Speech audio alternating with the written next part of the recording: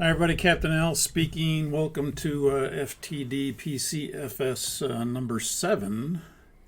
This flight will be from Spokane to Seattle. We will be using a passenger aircraft and we'll be in kilograms, and we're going to use the NGFMC. So those three things.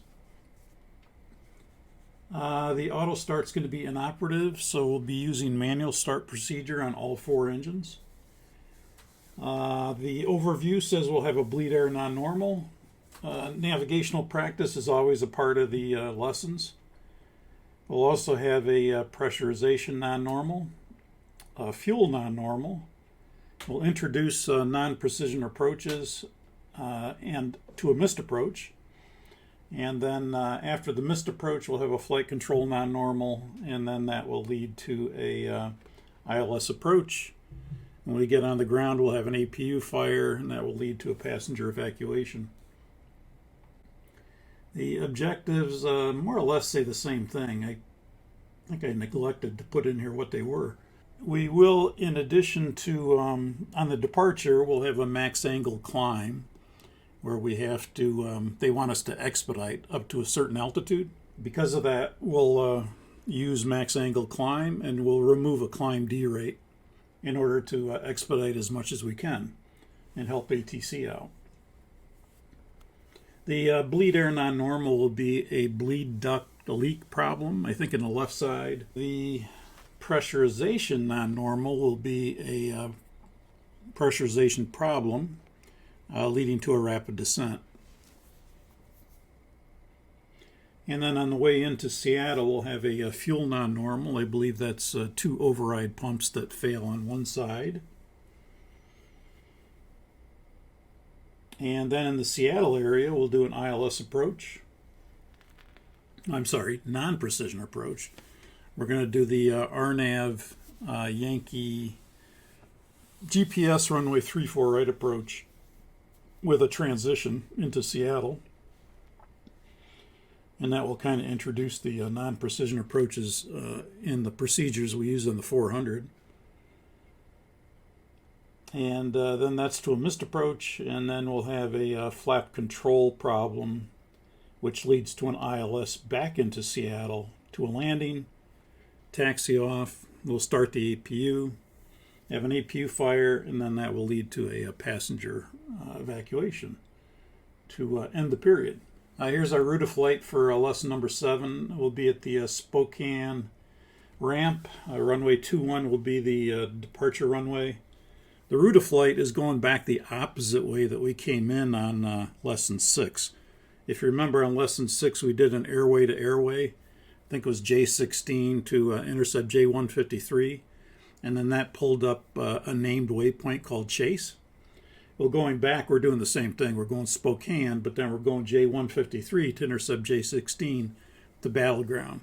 So again, when you put those airways in, they will either create a waypoint or give you a named waypoint if the database has a named waypoint for the crossing of those 2 airways.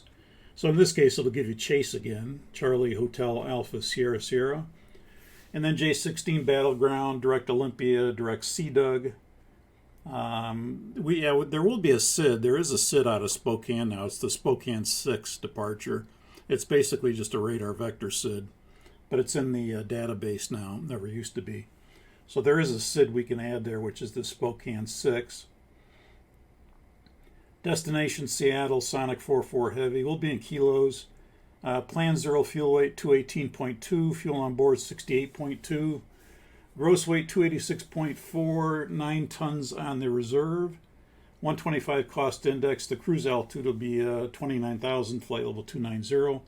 We'll be using a assumed temperature derate, and we'll use takeoff 1 with 49 Celsius. We'll try that, see what it reduces to.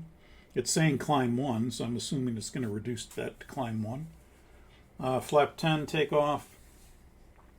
Today we have, or next week, we'll have NADP 1 departure procedure, which will be at acceleration height of 3,000 feet, a engine out acceleration height of 1,000 feet, and thrust reduction of 1,500 feet.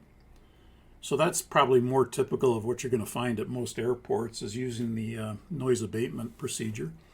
For training, a lot of times we use 1,000 and flap 5, but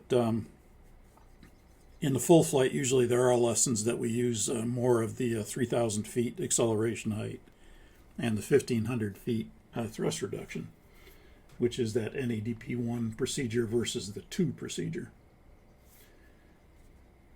The wind will be 20015, slope 0, CG 25%. Weather will be information Gulf 20015, 15 statute miles. Broken skies at 1500, temperature 25, dew point 20, altimeter 2990, and the we'll be departing runway 21, and that'll be information Gulf. When we pick up the clearance, it'll be cleared to Seattle via runway 21 departure.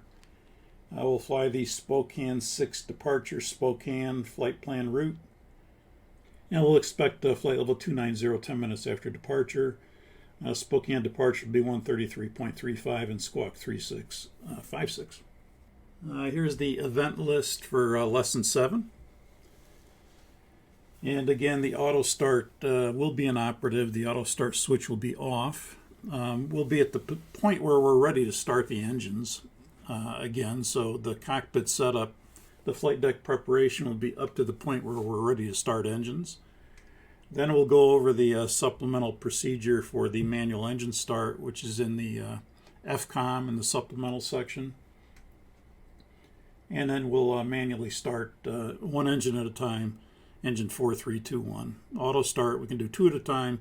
Manual start, we do 1 at a time, because you're watching all the parameters as the engine lights off, and your hand's on the fuel control switch versus not on the fuel control switch when you're doing an auto start.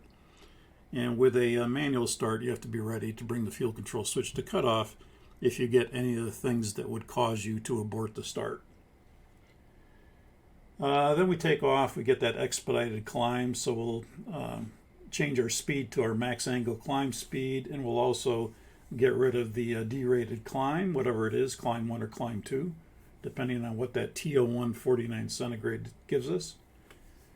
And we'll remove that so we get the max thrust we can and the best angle that we can to expedite for ATC. And that's about the best we can do. If he wants us, higher for some reason, or, we can't accommodate it, then he's going to have to do something like vector us away or whatever. But we can do what we can do, and that's about it. On the departure, we'll also have a bleed duct leak problem. Then as we continue, we'll have an immediate level off, where they say a level off at your present altitude. There's traffic above you, 2,000 feet. And we'll use altitude hold to do that. Again, if it were critical, we would probably disconnect the autopilot and pitch over. But if it's something that is more leisurely in terms of, hey, just level off where you are right now, we could use altitude hold to do that. Progress page, I think we already discussed this, but they have some discussion here of the progress page, but we could go over that quick again. Created waypoints, we continue with those. We've done some in the past, and now we're going to look at the fixed page and beam points. The arrival set up for the non-precision approach into Seattle, which is the RNAV Yankee, I believe it is, 3-4 right, into Seattle. And then shortly thereafter, we'll have a pressurization problem leading to a rapid descent. We'll look at the off-path descent page as we go into Seattle. We'll also have a fuel failure of a couple override pumps. We'll take care of that. Then we'll do the non-precision approach, and that's going to be to a missed approach. On the miss, we'll then have a flap control non-normal, and then we'll come in for the ILS 3-4 right. And I do not have, oh yeah, there it is. And then on the ground, we'll have an APU fire, and we'll evacuate the airplane, and then we'll end right there at that point. This is what the map looks like for next week. So we're coming out of Spokane, and then you can see the events are numbered from 1 to 16. And again, you can see we're coming out to cross those two airways, and there's that waypoint Chase down here in the lower right corner. And then we proceed to, you can see the beam position we're going to report at Yakima, and then all the events, all the learning events that take place all the way through to the non-precision approach. The non-precision approach will go from Olympia to CDUG, and then it's the CDUG transition for the RNAV approach, runway 34 right. We do a missed approach, we come back out, have the non-normal back into Seattle for the ILS approach. So that's what that looks like.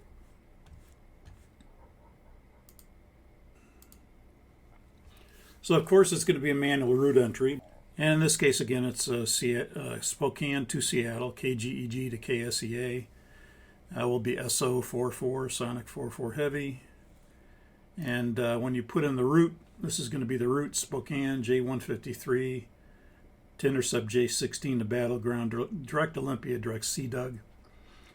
And again, we put in those airways, Spokane under the 2, J153 under the VIA, and then right under that, you're going to put the J16. J16 is typed in the scratch pad right here. And then you'll put that under J153, and when you do that, it'll create that crossing point, either named or unnamed. If it can find a name, it pulls it up. If it can't, it'll create that XJ, and then whatever the waypoint is, XJ, 153 or whatever. It'll name it, its own name, but it will represent the crossing of those two airways. Now, in our case, when we put that in, it does pull up the name, because it does have a name, the crossing of those two airways, and that's Chase. And we saw that on lesson 6. Select desired waypoint. We know what this means. It just means there's 2 Olympias in the database. And which one do you want? It's asking you. You can select either the left line select key or the right line select key. Doesn't matter which. Usually it's very easy to see which one it is, because that one will probably the second or third or fourth one, however many there are usually in a different hemisphere. So you're in the northern hemisphere, you're in the western with west longitude, and usually these waypoints you're going to either see south or east. If it is close, like it is here, then you'd have to make a determination which one it is. You have to kind of know where you are in the world. You can go to the position page to check your lat long, and then you can see that, well, it's not this one. It's not this NDB one. That's north 00, and we're up around north 48. I know it's this one. So it's very important to get the correct one, because, again, we mentioned earlier that there was an accident that was based on selecting the top one, and it wasn't the right nav aid to select. And they were going into South America, I believe it was, and it was a 757. They ended up turning actually away from the airport into a mountainous area, and they were descending, and they had the speed brakes out, and they started to get the pull-up warnings, and they initiated missed approach, but they didn't retract the speed brakes. And had they retracted the speed brakes, they would have probably cleared that mountain. But it just points out the need to make sure when you select this, you just don't do it by rote and just say, it's this one. You kind of have to look at it and make a determination of which one it is, and then check it on the map, check the mileage, and then determine that that's the right one. Many times it is the first one, and that's why the crew got in the habit of just seeing that first one and selecting it. And but again, you have to be very careful that you do select the right waypoint that you want based on the clearance that you're given. And here's that airway again. This is the point or the time when I made these slides, which is a long time ago, that this did not have a name, and so it created XJ16 as the name. But now it does have a name, Chase. So when you put these in, you'll see Chase instead of XJ16, like on lesson 6. And then J16 Battleground, direct Olympia. It has direct Chuck here. That CDUG used to be Chuck at one time, long time ago.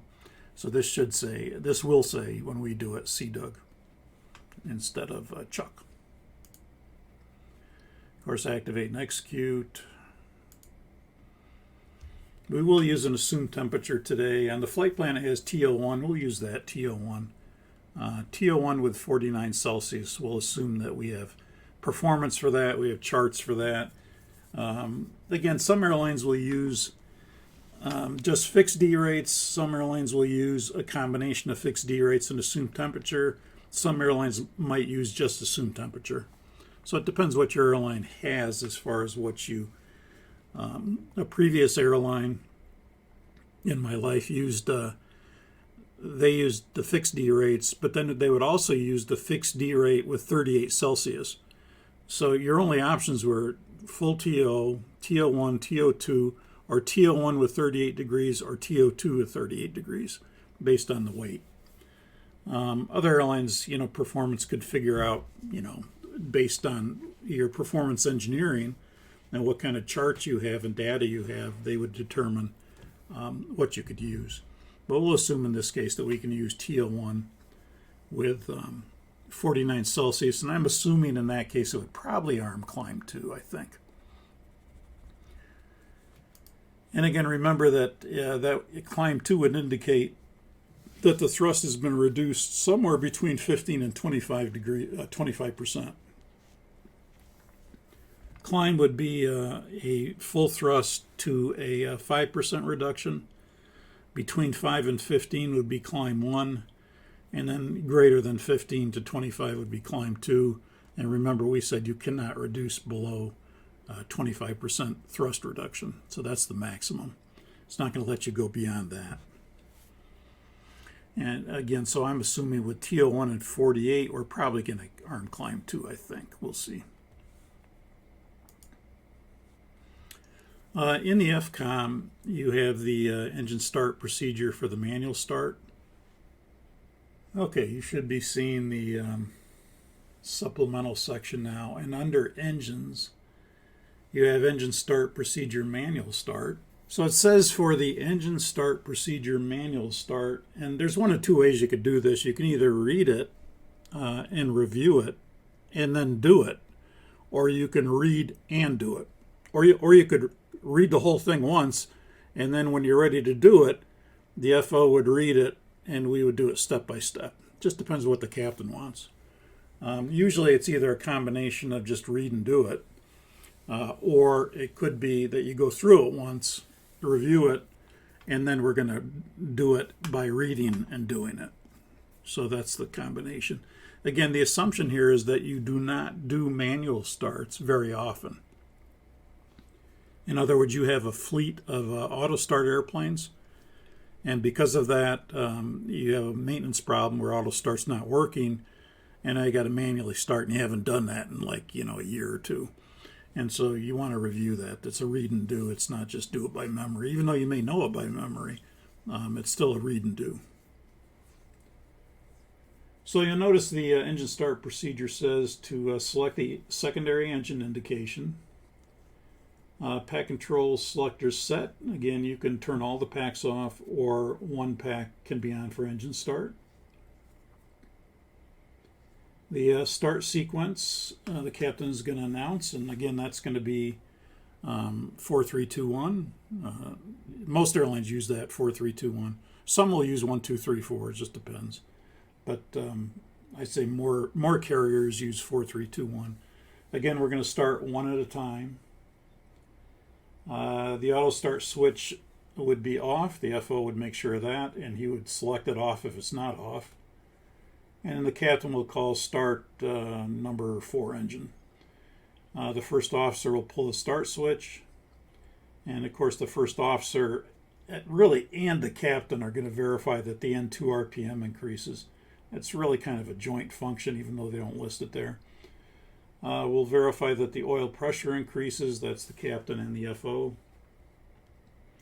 And then you'll notice it says at the fuel on command indicator, fuel control switch to run. So that'll be the little tick mark on the N2.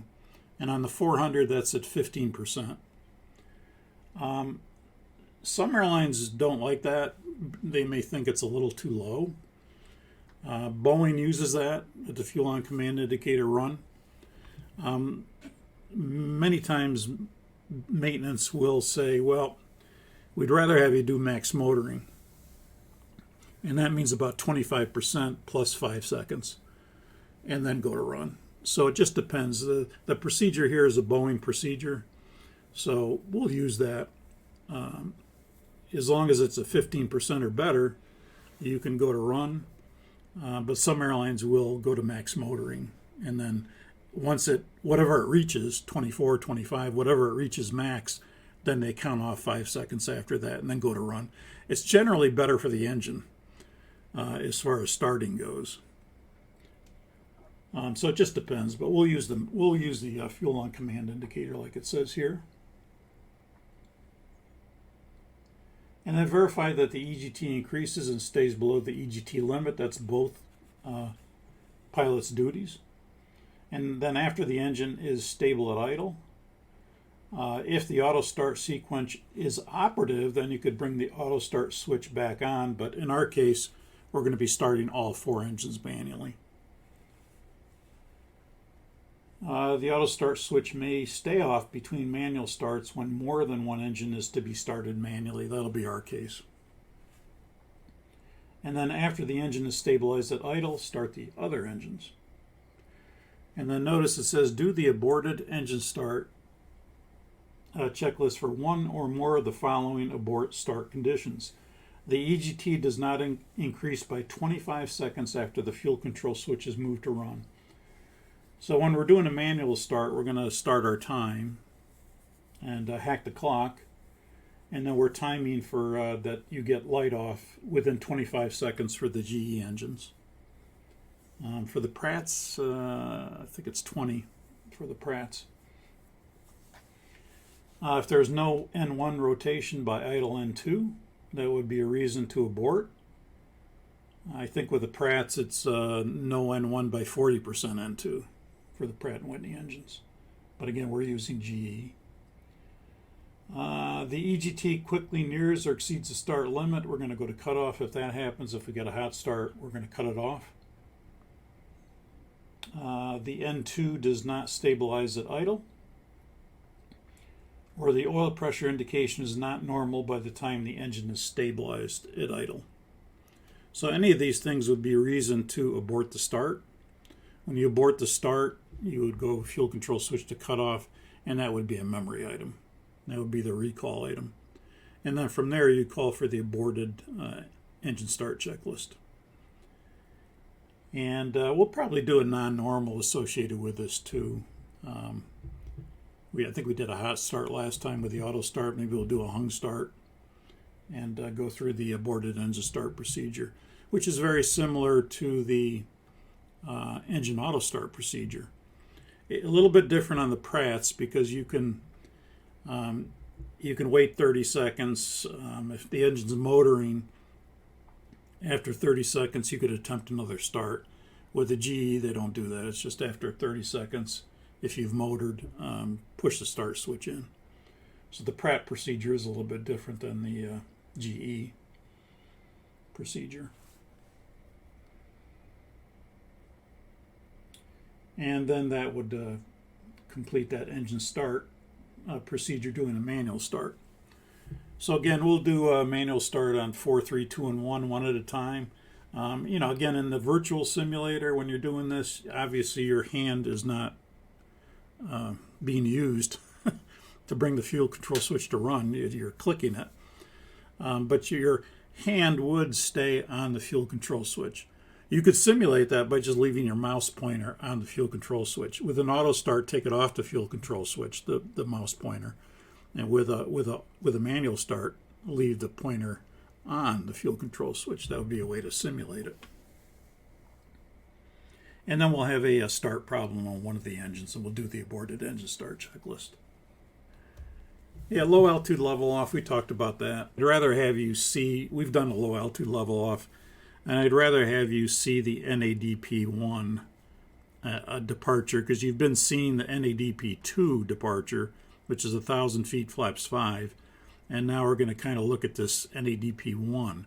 We'll use 1/1000 for the initial altitude. Then as we're airborne, we're going to get an expedite to some flight level or altitude. I might modify this, but The max angle climb is in the R4 position of the climb page, and that will give you the most altitude gained in a given distance. And so if ATC, when they say expedite, they usually mean that they want you the highest you can get within a certain distance. And so that's usually a max angle. The most altitude gained in a given time would be the best rate of climb airspeed. The best rate of climb airspeed is not found in the CDU. You just have max angle. And again, that's on the climb page in the R4 position. But the best rate of climb, if you wanted to use that, that would be the most altitude gain over a given time. And that's usually figured out for the 400. It's your up bug plus 60 knots. So your up bug is VREF 30 plus 80. So if you add 60 to that, that'd be VREF 30 plus 140, and that would be your best rate. So if you went to the approach reference page and you looked at your flap 30 speed, you could add 140 to that, and that would be your best rate of climb speed. But it's the up bug plus 60 or VREF 30 plus 140 if you went to your VREF 30 speed to figure out best rate. And that would give you, again, the most altitude gain over a given time. The max angle, most altitude gain over a given distance, and that's what we're going to want in this case.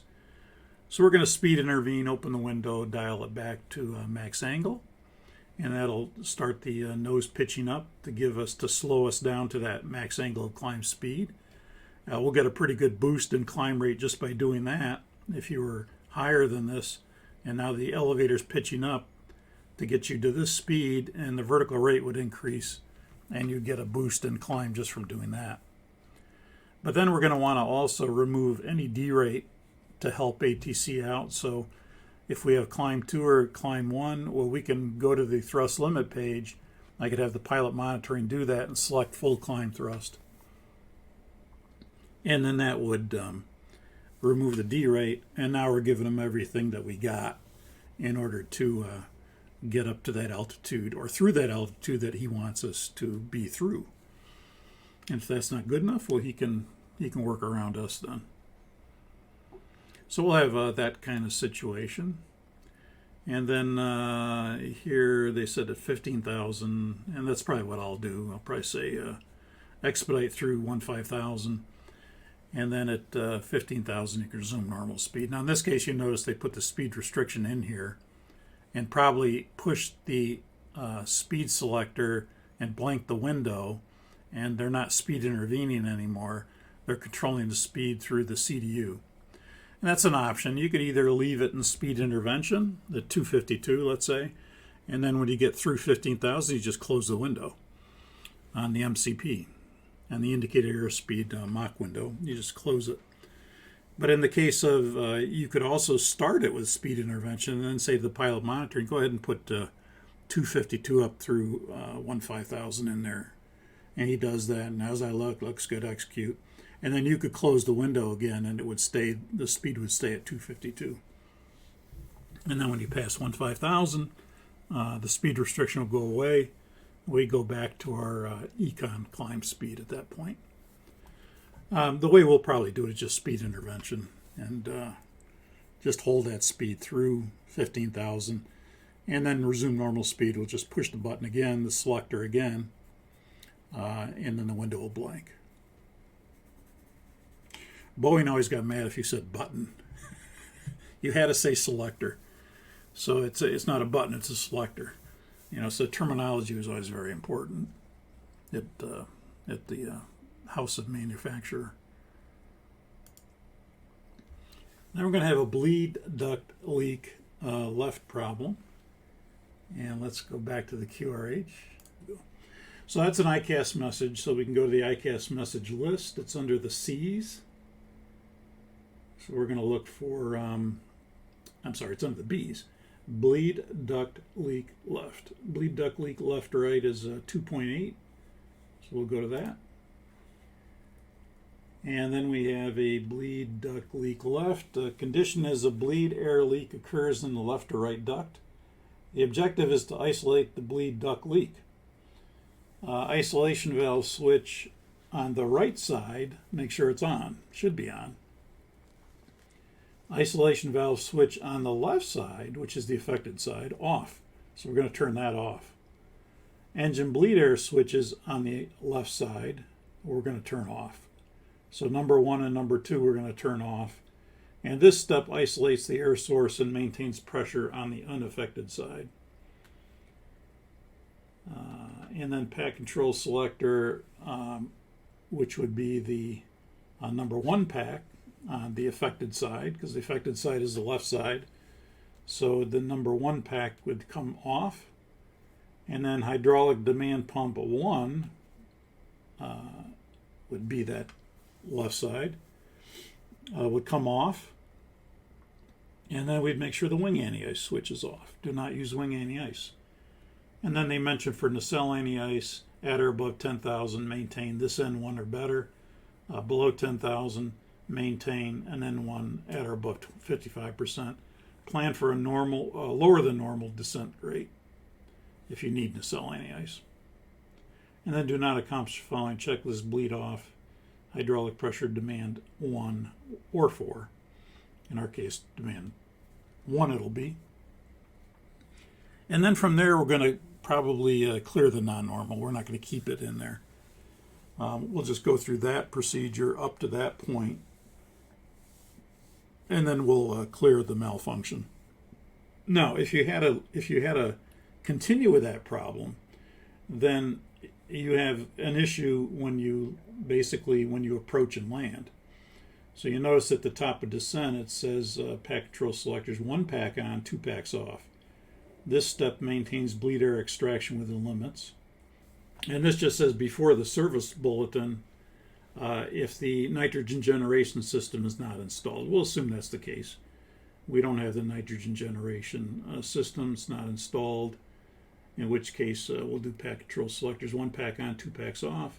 This step maintains bleed air extraction within limits. The big thing here is, if you notice, nothing really is affected until you get down to the point where you're going to extend flaps. And then because you don't have pneumatics on that left side, you turned off bleeds 1 and 2, remember. So the leading edges are going to move in the secondary mode. And during approach, allow additional time for flap extension because they're slower with the electrics. Do not accomplish the following checklist: flaps primary. And then there's a note here: when the leading edge flaps are extended or retracted, a temporary leading edge flap asymmetry occurs. This causes a mild rolling moment. So it's nothing violent, but you may notice that there's a rolling moment in the case of extending the leading edges, because you've got one coming out slow and the others come out normal. Approach checklist is the same, but notice there is a caution: do not deploy the thrust reverses until the nose gear contacts the runway. So you don't want to be doing that early. You want to make sure the nose gear is on the runway solidly before you add reverse. The checklist is the same, but when you get on the ground, now you have some after landing items. They're telling you if you shut down engine 1, you're going to depressurize hydraulic system 1, and the nose and body gear steering would be inoperative. And you have to be aware of that. So generally, we're not going to shut down engine 1. Also says when the thrust reversers are deployed, the inboard and mid-span leading edge flaps retract. This is on landing, resulting in a leading edge flap asymmetry. If the thrust reversers are deployed before the nose gear contacts the runway, immediate and significant control wheel input, approximately 25 to 65 degrees, may be needed to counter a leading edge flap asymmetry. So that's why it's very important not to add reverse until the nose gear is on the ground. And normally we do that anyway, so it shouldn't be that hard to do that, because that's the normal procedure. But they're warning you, if you don't do that, here's what's going to happen. Now again, we're not going to go through this whole procedure. We're going to stop it pretty much when we get down to checklist complete except deferred items, and that's where we're going to complete it. We'll restore it, and then we'll continue with the flight. The non-normal will be complete, and then we'll continue with the flight. And then we're going to get a maintain your present altitude. There's a traffic 2,000 feet above you. Okay, we like you to hold where you are right now, and so we'll go ahead and do that by just pushing altitude hold. And remember, the altitude hold is going to continue the climb a little bit depending on your rate of climb, and then we'll go back to exactly where you push the button. If you push it 4 or 5 times, it's going to remember that 5th push, and that's where it's going to level off at that 5th push. So generally, if he said, maintain your present altitude, and we push altitude hold, then wherever we pushed it, it's going to go back to. And then if he then says, let's say we're at 22,300, he says, well, maintain flight level 220 for now. Okay, now you could set 220 in there and go down using vertical speed. Would be a good use for vertical speed in that case. So that's easy enough. We're just going to use altitude hold. Again, the other option is disconnect the autopilot, pitch over, and if it's really critical, and then you'd want to do that, especially if safety is an issue. We'll resume the climb to flight level 290 after we do that. So we'll go to VNAV again. When you go to VNAV, again, the window's going to blank because you would have pushed altitude hold. And when you push altitude hold, the FMAs will be speeding out. And then, of course, when you resume the climb to 29,000, you want to push VNAV again. And then we'll get thrust ref VNAV speed. And the indicated airspeed Mach window will blank again, allowing the FMC to control the speed. We did this before, determine ETA. ETA battleground in Yakima, we can use the progress page on the destination line. Battleground is part of our route, so if you put that in on the progress page, it's going to say en route waypoint. You get the time, distance, and fuel. To battleground, that's route distance. And if you push something that's not on your route, you're going to get straight line distance. Present position, direct to Yakima. In this case, it'll say direct to alternate. Yakima is not part of my route, so it goes direct. It assumes direct. And then it gives you information of your time, distance, and fuel to that point. And you can put any point in here that's in the database to get that information. You're not changing anything, you're just getting information. Remember when we said when you want to go back to normal, you either delete it, delete that L4 position, and that'll revert back to a destination, or you can just leave the progress page and come back to it, and it'll revert to destination. But the caveat is you both have to leave the progress page in order for that to happen. So if you're both on the progress page and you leave and come back to it, it'll still be on Yakima.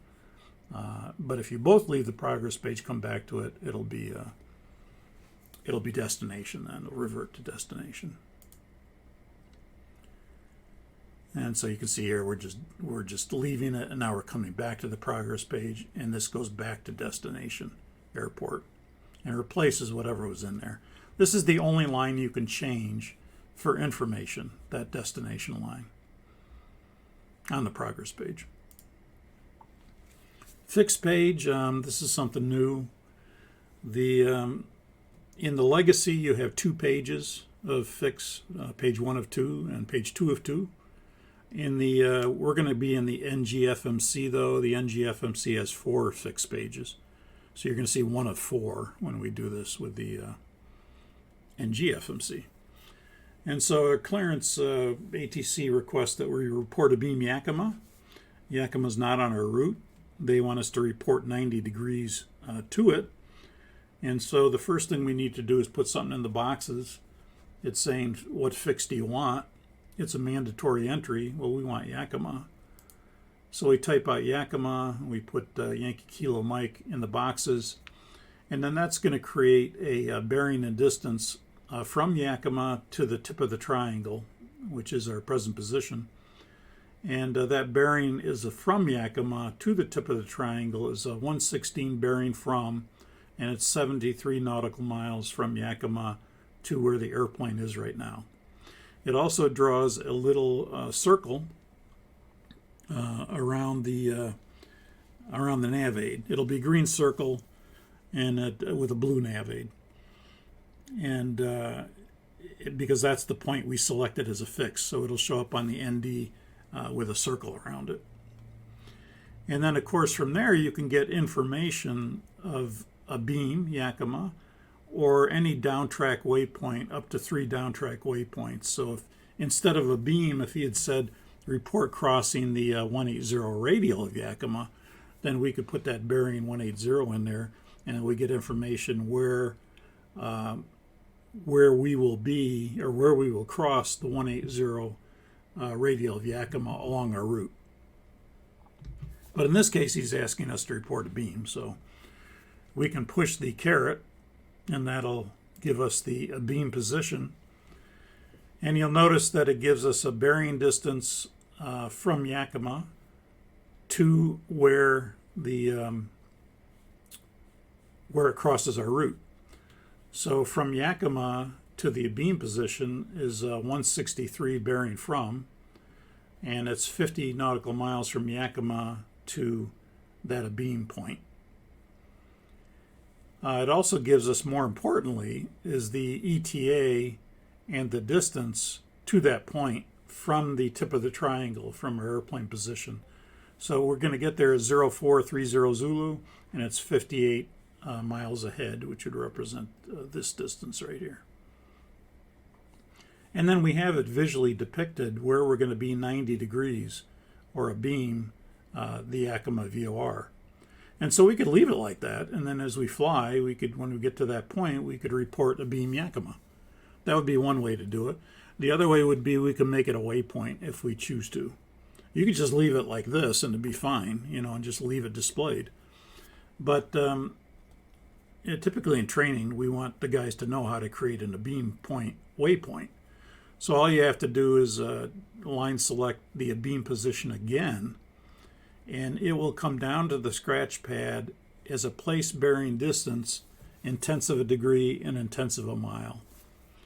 And it'll exactly identify where this beam position is, and it'll create a waypoint there. So if you, well, it's not create a waypoint yet, it's going to give you the place bearing distance, and then we can use that to create a waypoint. So when you select this beam position at 5 left, it comes down to the scratch pad and it looks like this. It says Yakima 130.0/050.0, and that exactly identifies this point, the beam position. But then we can take that place bearing distance, we can go to the legs page, and then we can say, okay, on the legs page, where am I going to put that? Well, if you look right here, and we look right here, we're proposing to make it the active waypoint. The active waypoint is battleground, and that's way up here somewhere. That's ahead of us. But if we create a waypoint right here, it's going to be the active waypoint.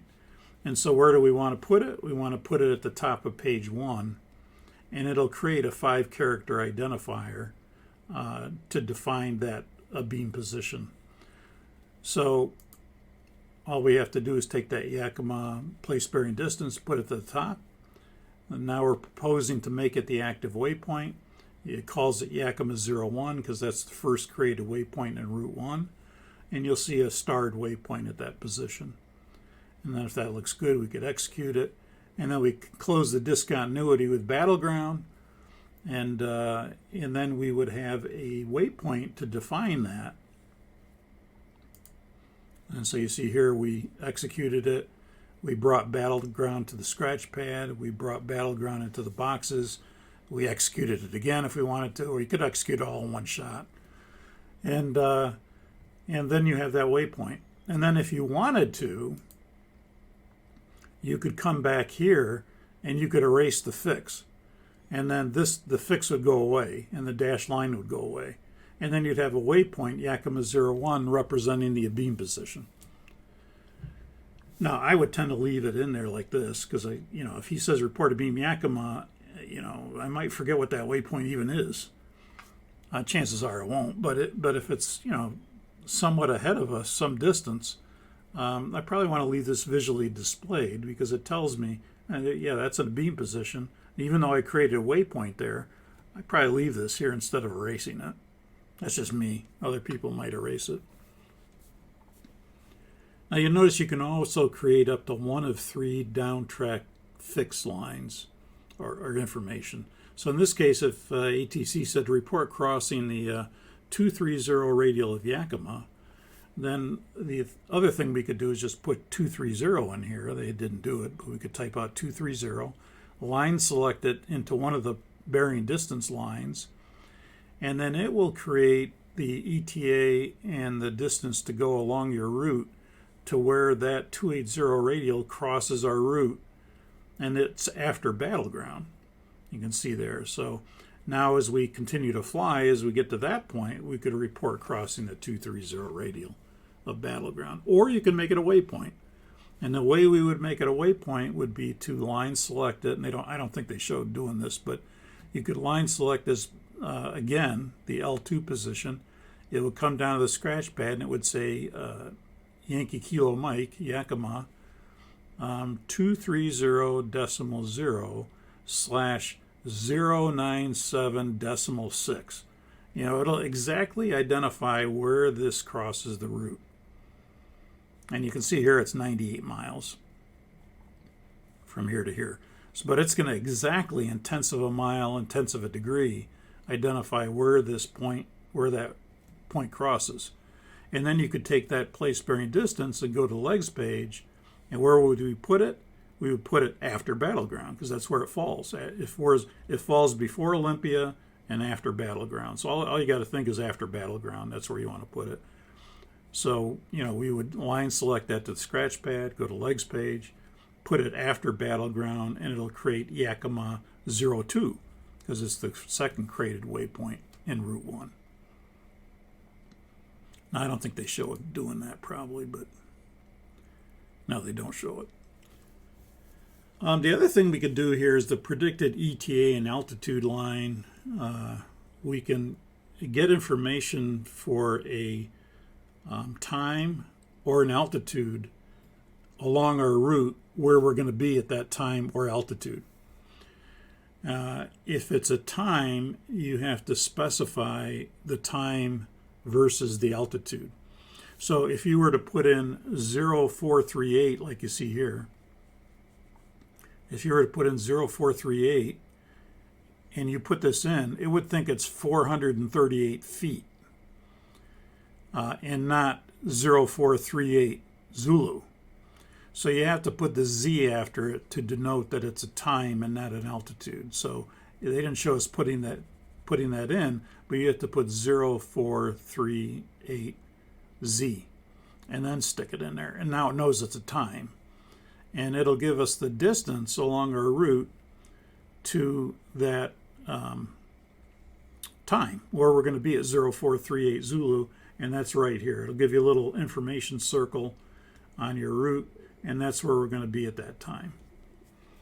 So this is useful for crew change. That's a lot of times what it's used for. You know, the next crew is going to come up at 10:15 Zulu. They're in the bunk until that time, and so you put that in here, and that's kind of a reminder that that's when the crew's coming up and you can take a break. You can also put an altitude, so you could put 220, for example. If we're at flight level 290, we could put 220 line selected in here, and then it'll be flight level 220, and then it'll give us the distance where you're going to be at 22,000 feet.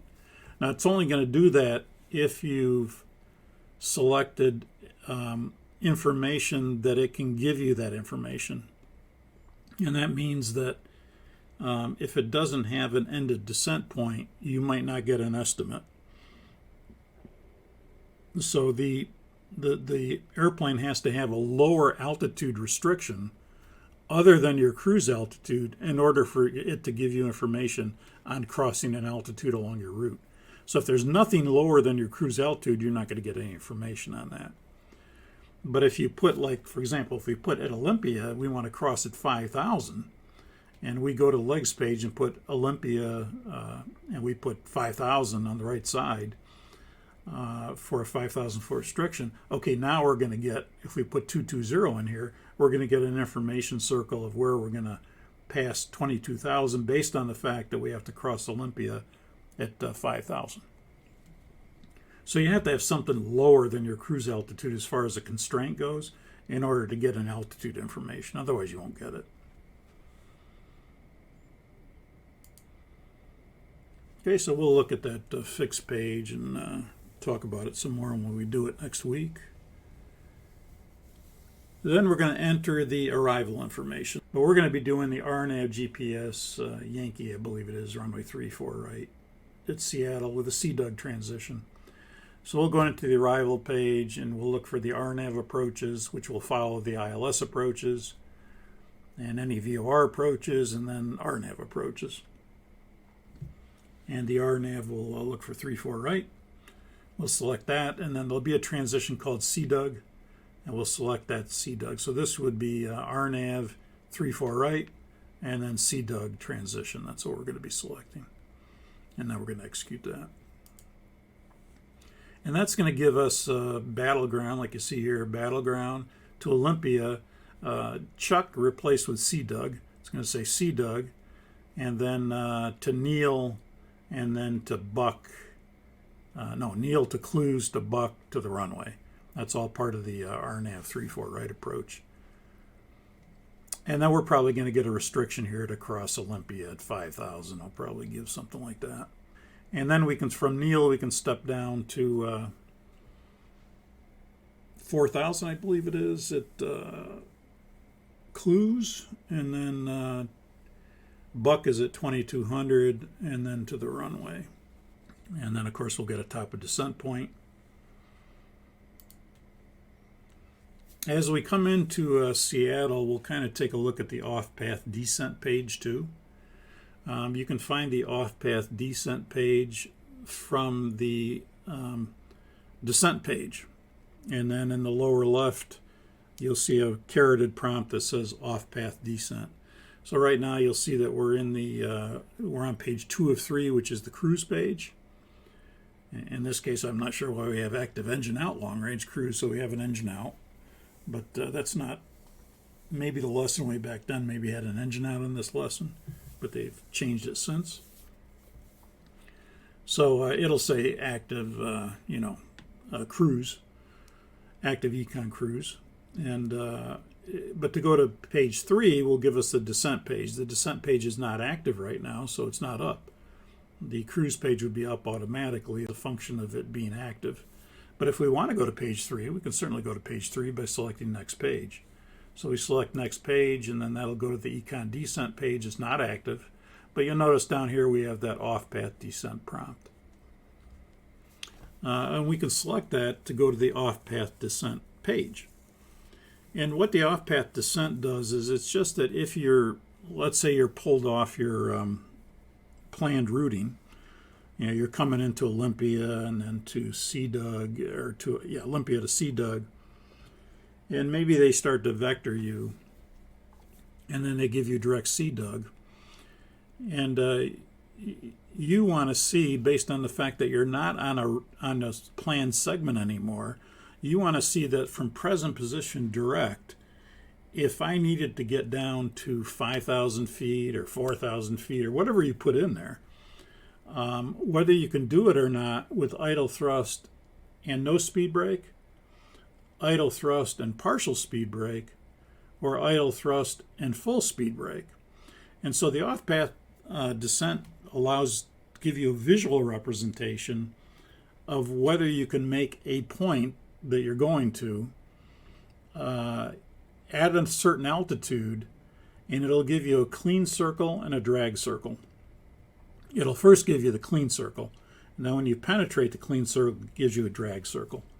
So this is a way that, once ATC starts, maybe they start yanking, you're on a planned route segment on an arrival, but now they start to vector you. And they send you direct somewhere, and they say, hey, can you make this by this altitude? Well, you can go to the off-path descent page, put that in, and see where you are in relation to the clean circle.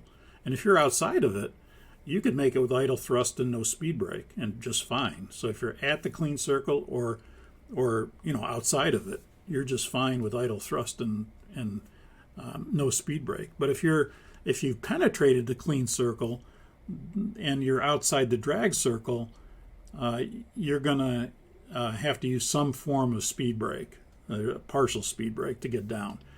No speed brake isn't going to hack it. And then if you get to the drag circle, now you're at the point where idle thrust and full speed brake will get you to that altitude. But if you're inside the drag circle, now even idle thrust and full speed brake, you're not going to make that altitude if you're inside of the drag circle. So once you penetrate the clean circle, you'll get the drag circle displayed. And so if we go to this off-path descent page, we select this L6, that'll give us the off-path descent page.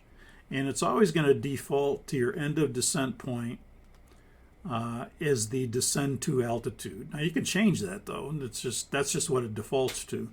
But if we wanted, for example, CDUG in there, we could go to legs page, select CDUG as a scratch pad, come back to the off-path descent page, put CDUG to the top, and then it's going to give us boxes, and it's going to say what distance or what altitude do you want to be at CDUG. And we could put an altitude in there. And then we have to select the display on at R6 in order to display the circle on your ND, because it's a visual representation. You also have, the mileage here of what it'll take you to get down to that point.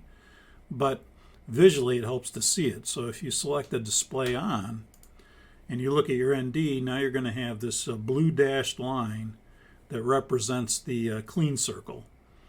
And it'll tell you how far outside of the clean circle you are. So in this case, they put in Olympia, and they put in 3,000 at Olympia. And when we turn this display on, so if we were to go present position right now, direct to Olympia, I'm well outside of the clean circle. So if I were to descend to 3,000 feet, I could certainly do it with idle thrust and no speed brake. But if I were to reach this clean circle, I could still do it. But as soon as I penetrate it, now you're going to get the drag circle inside of this. And that's a white dashed line, circle, white dash circle. And then if you're inside of this clean circle, it's going to take some form of speed brake, depending on how far. You could probably do it proportionate. If you're halfway, it's going to take probably half speed brakes. But you're going to have to get the boards out with idle thrust to get to that Olympia at 3,000.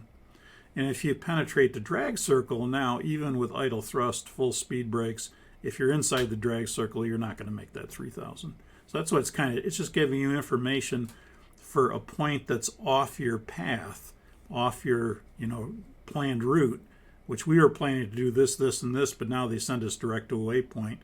And he wants us to know if we can get down to this altitude by that time. Well, this is useful for that. So we're going to kind of look at this to see, play around with it a little bit, put a point in here with altitude and select the display on, and that'll look at the clean circle. And you'll see when we penetrate the clean circle, we get the drag circle. And so we'll kind of look at this as part of the lesson. It's handy when you get pulled off your route and ATC wants to get you down to an altitude, and they say, can you make this? You could visually look at it and say, yeah, we're not too close. We can make it with even idle thrust and no speed brake. We can make it at this point. Then we're going to have a fuel override problem. And I think it's number 3 we do. Number 3, aft and forward. So it's going to be a dual pump failure.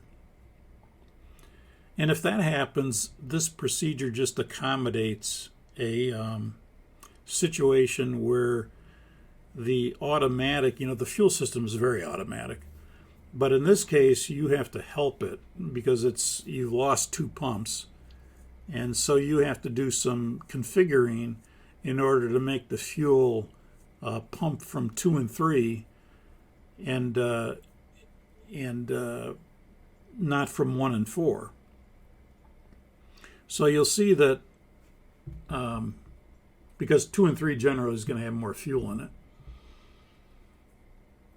So because the overrides fail on one side, let's say, and both overrides fail, the other one would work and the side that failed wouldn't work, so you get out of balance. So the checklist is going to kind of accommodate us turning off both the overrides, and then turning off the main tank pumps in 1 and 4, so you're burning just out of the main tanks for 2 and 3 until you get equal, and then you can go tank to engine. So that's what all this accommodates. So let's go through it, and let's go to the checklist to do that. So the message would be it would be an ICAST message under the Fs. So our message would be fuel override.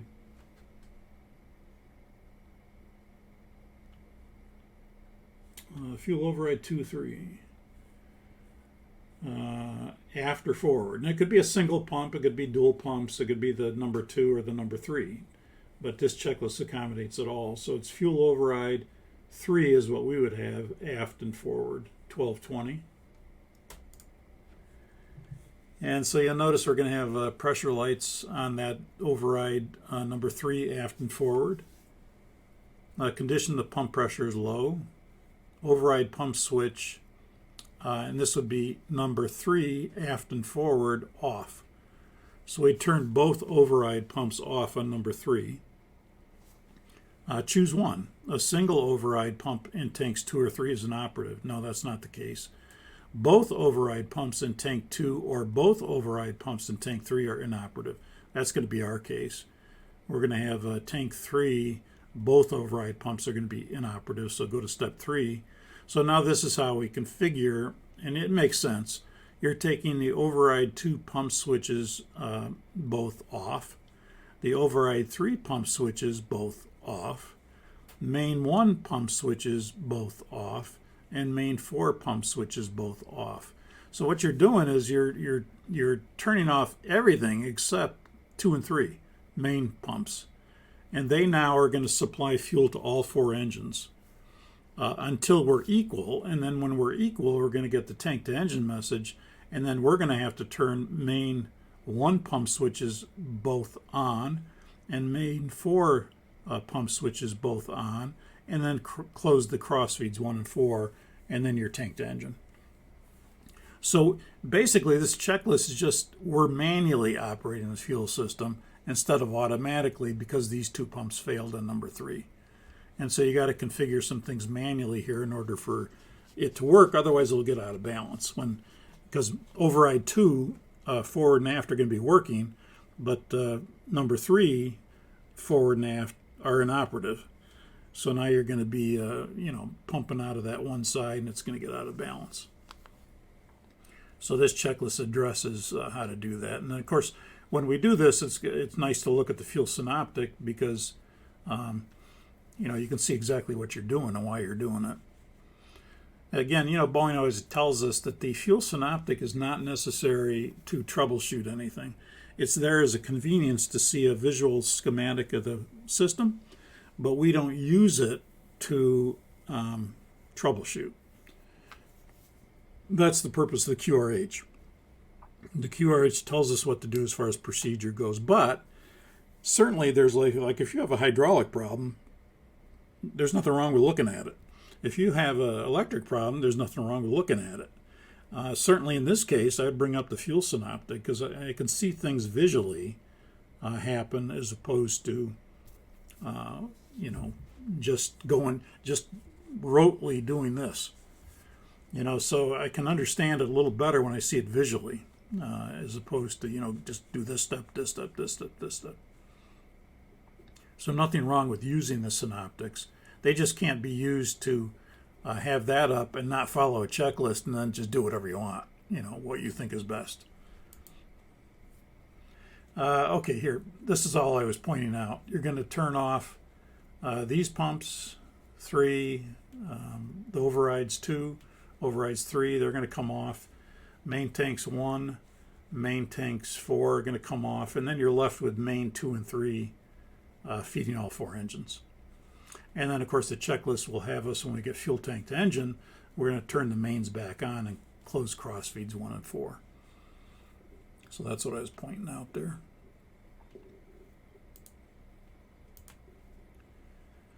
So as we approach the top of descent point, we're going to have a cabin pressurization problem. And that'll lead to a rapid descent. So you see 747-400 non-normal procedures, and this is going to be for the cabin pressure problem. I like this one better than that's an older PowerPoint. This is newer. I just made this, I don't know, 6 months ago or so. So if we have a pressurization problem, we're going to get the master warning, and we'll get the siren, and we'll also get an ICAS message as the cabin altitude goes above 10,000 feet. So of course we want to identify the problem by looking at the ICAS message. We also want to silence the warning. Because it's very distracting to hear a siren going off. And then what do we have? What do we have? Cabin altitude, cabin altitude. Okay, cabin altitude. And then the siren's still going off and still going off and still going off. And it's a common mistake. Sometimes people will do this and they'll be halfway through the procedure and they haven't silenced the master warning, and it's distracting as hell because it's loud. So, the first thing is to identify silence the warning and then identify the problem, because we don't need the warning going off anymore, and it is silenceable. Some things are not silenceable, but cabin altitude is silenceable. You can push the master warning and it'll silence. So this is what it would kind of look like.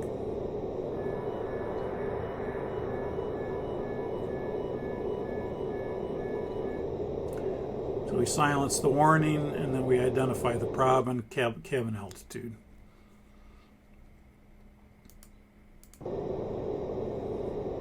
at it again. There's the cabin altitude message. The supernumerary oxygen will go automatically at 14,000 feet. But again, the first thing we normally do is silence the warning and then identify the problem.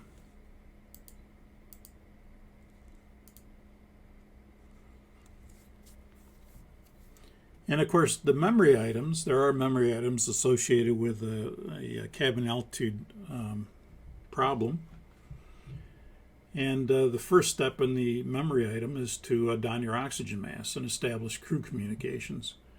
And of course, the reason for that, as you know, is the time of useful consciousness gets more and more limited the higher you are. So the time of useful consciousness, if you're not familiar with the term, it's the maximum time a pilot has to make rational life-saving decisions and carry them out at a given altitude without supplemental oxygen. The longer you're without supplemental oxygen, the more hypoxia is going to creep in, and then your judgment making will go downhill.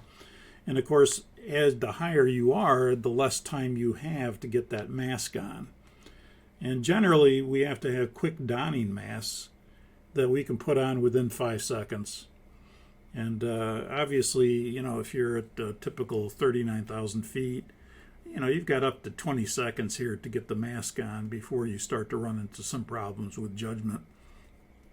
So it's not like it's instantaneous that you're going to have a problem, but the quick donning oxygen masks are designed so that you can put them on in 5 seconds and get oxygen flowing to your brain and not be impaired with any kind of hypoxia. But you notice 45,000 feet, 9 to 15 seconds. And of course, the service ceiling of this airplane is 45,100. So sometimes you could be up at 41,000, in which case you have, more limited time. The lower you are, the more time you have. If you're at 31,000 feet, you got a couple of minutes. It's not as critical down there. 35,000 feet, 30 to 60 seconds. Well, we probably take the less amount, for 30 seconds. That, again, it depends on your conditioning, your physiology, your how good a shape you're in, as far as when it starts affecting you. This is why, military pilots and civilian pilots many times go in the altitude chamber to see what their symptoms are of hypoxia. And then you experience an explosive decompression, and then you also just take off your mask. You take off your mask at a certain altitude, and you do tasks. You know, they'll have you do tasks. Anybody that's in the military usually has done this. I did it at MacDill Air Force Base in Tampa, and you know, they'll give you tasks to do, like addition, subtraction, and then your mask is off, and you just see what your symptoms are. Do you get tunnel vision? Do you get do you really start to fade fast, or is it a gradual thing that comes over time? So you kind of see what your symptoms are, but eventually your performance will start to really decay. And then there's people there to put your mask on in case you can't. and then they put your mask on when you start to really fade. And then the oxygen starts flowing, and right away you're back to normal. So again, the critical thing is that you have to get these masks on. The requirement is within 5 seconds, and you can see that that still has a pretty good buffer here, even if you were at 41,000 feet. You know, you still double the time, triple the time that you probably get it on quick. But if you hesitate at all, if there's some reason you get distracted, you hesitate, you start to do something, you don't want to do that, because then you don't have a lot of time if you're up at 41,000 feet. So it's very important to, on your oxygen mask, establish crew communications. Again, these are a quick donning oxygen mask. It could be a full face mask. Many airplanes have that now.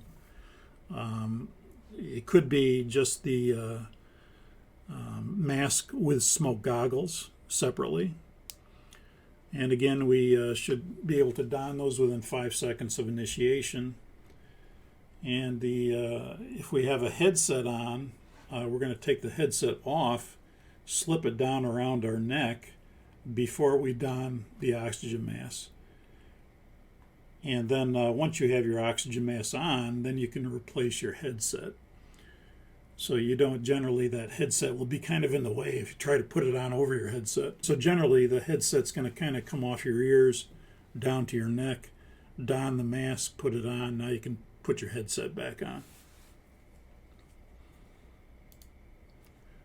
The way we don the oxygen mask is we squeeze the red release handle on both sides, pull out the mask, and that will, as you're holding the red release handles, that's inflating the harness.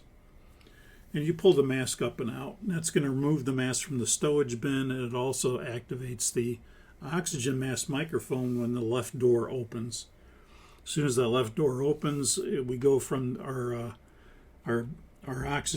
microphone, our boom microphone, we go to the oxygen mask microphone anytime that left door of the stowage panel is open.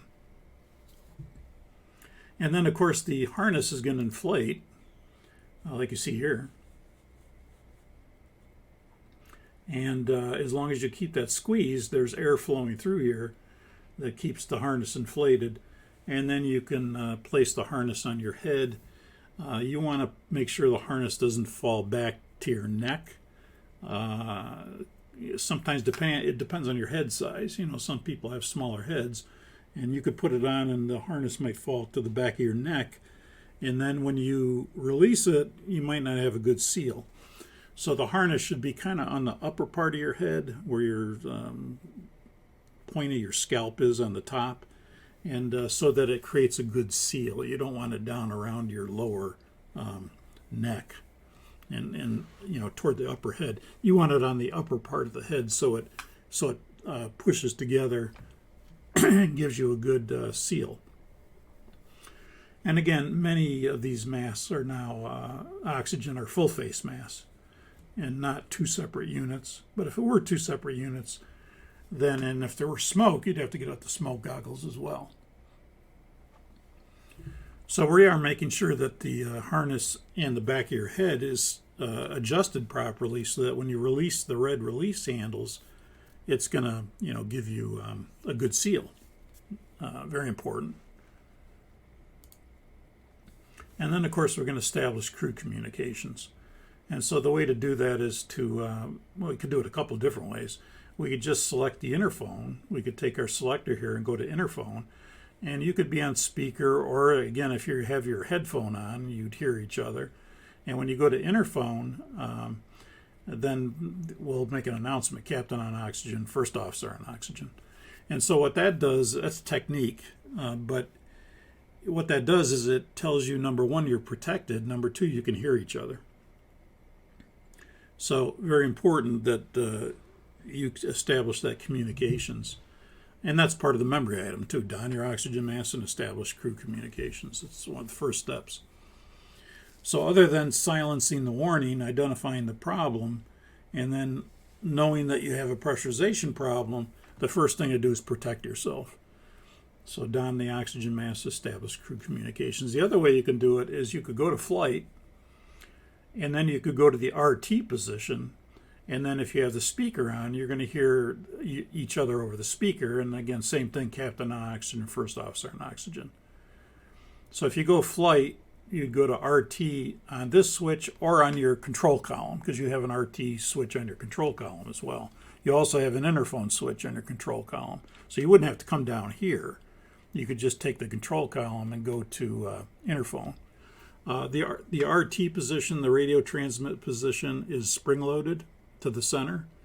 So you have to kind of hold it in the RT position while you're transmitting. Interphone, it latches in the interphone position, and it doesn't spring-load back. And then when you're done with interphone, you put it back to the center position. So obviously the easiest way to do this is just don the oxygen mask, and you could take your control column and go to interphone and captain on oxygen, and then first officer would do the same thing, first officer on oxygen.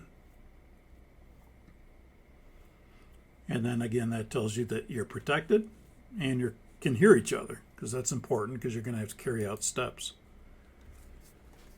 Now the next step is to kind of determine whether the cabin is controllable or not.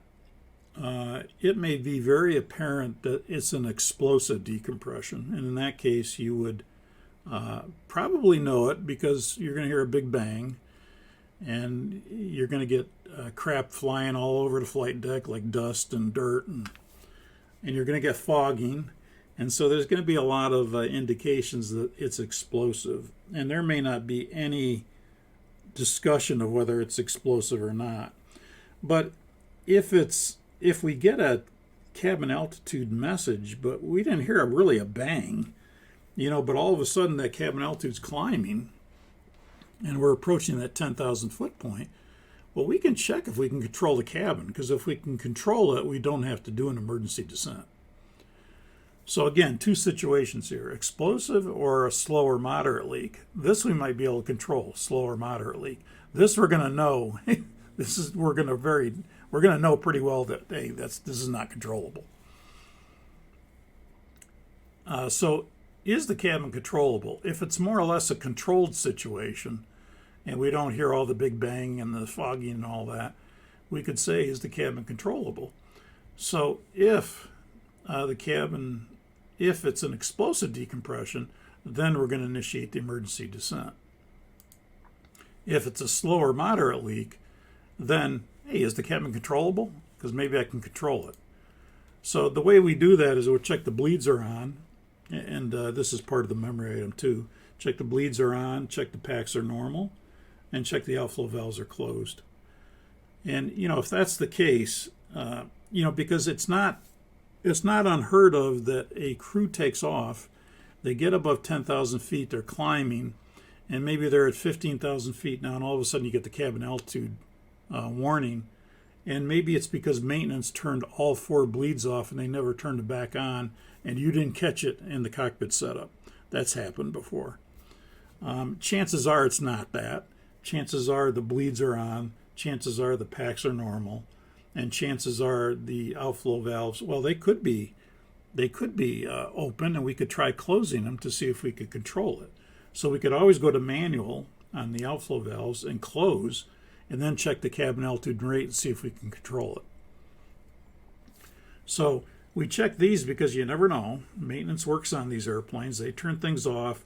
You don't turn them back on because you didn't catch it during the cockpit setup, and that's why we check switch position and light indication. We not only check that these are on, but that the lights are the proper illumination when you're on the ground. And the big thing here is that they would be on, because if they're not on, you're not going to get any bleeder. And then you'll get the cabin altitude message. So if we have the case where the bleeds are on, the packs are normal, but the outflow valves are open. Well, here they're fully open, but they wouldn't be fully open. But because we're on the ground, I guess, in this picture. But you could try going to manual and closing them, and then check the cabin altitude and rate.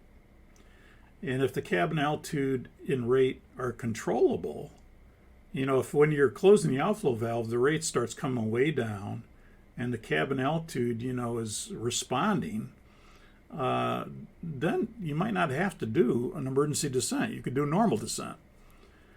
But in the case where we've closed the outflow valves and the rate is going like a raped ape, it's going up like crazy, and the cabin altitude is continuing to climb 10,000, 11,000, 12,000, 14,000, continuing to climb, or very fast it continues to climb, hey, the cabin's not controllable, Captain. Okay, emergency descent. So normally the FO, the captain's going to take over, and the FO is going to check the packs are normal, bleeds are normal, and the outflow valves are closed. If they're not closed, close them, check the cabin altitude and rate. If the cabin altitude and rate are going up like crazy, uncontrollable, Captain. Okay, emergency descent. If it is responsive, then we might be able to control the cabin and do a normal descent. So that's the bottom line there. But if it's explosive, this thing's probably going to be pegged at, way higher than 10,000 feet, and the rate's going to be just going like crazy up. And the outflow valves are closed, the packs are normal. Probably don't even need to check those because you got a big hole in the airplane somewhere. That's a different story. You're just going to go right into an emergency descent. So the next thing generally the FO will do will be to deploy the supernumerary oxygen, or in our case, we're going to deploy passenger oxygen because we're going to be a passenger airplane. And we'll go ahead and lift the guard and put it on. Now, that is going to happen automatically at 14,000 feet when the supernumerary is in normal or the passenger oxygen is in normal. Those masks are going to deploy automatically at 14,000 feet. But we still want to lift the guard and go to on the switch, even if they deployed automatically. And the reason on a passenger airplane we want to do that is because if they deploy automatically at 14,000 feet, there's 2 flow control valves that open up. There are a total of 3 flow control valves, and 2 can certainly handle the situation just fine. So even if you didn't go to on, it would be okay. But if you go to on, you're going to get all 3 flow control valves opening up instead of just 2.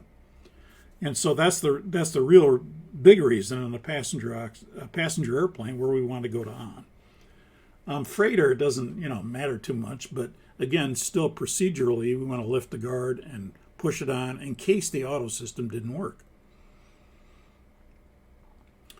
And of course, we'd already be on oxygen at that point. And again, this is spring-loaded switch, so when you lift the guard, you bring it to on, which is the down position, hold it for a half a second or so, and then you'll see the ICAS message. Now, again, you may see these ICAS messages automatically if the cabin's exceeded 14,000. Then these the masks are going to drop automatically. And you'll see passenger oxygen on, and or supernumerary oxygen on. And if they have, this is kind of an optional message. If they have the crew rest, oxygen would be on as well. You might see that message too. That's kind of optional on some airplanes. And then we're going to obviously declare an emergency. The first officer's job would be to squawk 7700, call ATC, and you can start a descent without delay. If there's any kind of situation that you can't get a hold of ATC, you're not going to, especially in a passenger airplane, you're not going to sit there and wait. You're going to have to start the descent. If we're in RVSM airspace, normally you take your heading bug and go to heading select if it's in front of you, and then turn off the airway. Turn 45 degrees off the airway and then start down. But you want to get his attention as soon as possible, and that's the reason for the 7700. When you squawk 7700, that's going to get everybody's attention. If you don't do that, there could be a lot of frequency congestion, and you might not be able to get a word in. But if you squawk 7700, bells and whistles are going to go off with ATC. And so after we do that, we're going to want to call ATC, and then we can start our descent. But even if I don't get that clearance, if I need to start down, if you have 400 people on board, you need to start down in relative short order. So you don't want to delay much with going down. So the FO duties are to call ATC. Again, he'll squawk 7700, call ATC. If he needs to confirm the MEA, he can confirm it. If you're not sure what the MEA is, you could always ask ATC. Because, in passenger airplane, we descend to 10,000, but we're not going to do that if we're in mountainous terrain. We're gonna go to the lowest safe altitude in that case. But if we're, in a pretty flat area or whatever, we could go down to 10,000. If we're not sure, get a confirmation of what the MEA is, get a local altimeter setting from ATC, and then he's going to get the QRH out and do the checklist after the memory items have been complete. And then he's also going to give call outs at 2,000 and 1,000 above level off to the captain. In order for the captain to start the emergency descent, when he makes that decision, okay, cabin's not controllable, okay, emergency descent. Or it's explosive, and okay, let's go down. Again, he's donned your oxygen mask, established crew communications, captain on oxygen, first officer on oxygen. Is cabin controllable? Nope. Look at it. It's going like crazy. Okay, emergency descent. So he's going to go ahead and the first thing would be to, kind of consider whether you need to turn off the airway or not. So if we're in a, pretty congested area, RVSM, and that's, mainly everywhere nowadays, you'd probably go to heading select and turn off the airway, get a 45-degree turn off. ATC might want us to keep going straight ahead. It just depends on ATC. Sometimes they like to keep you going straight ahead, and they'll peel people away from you. So the sooner you get a hold of ATC, the better it is in terms of finding out what they want us to do, because they may not want us to turn. So the sooner but if I don't hear anything from them, I'm going to turn. That's just my personal preference. It's because I don't know what's below me, in 1,000-foot increments all the way down. There could be a lot below me. So I'm going to start the turn and then maybe delay slightly just to make sure I'm turning off that airway and then start down.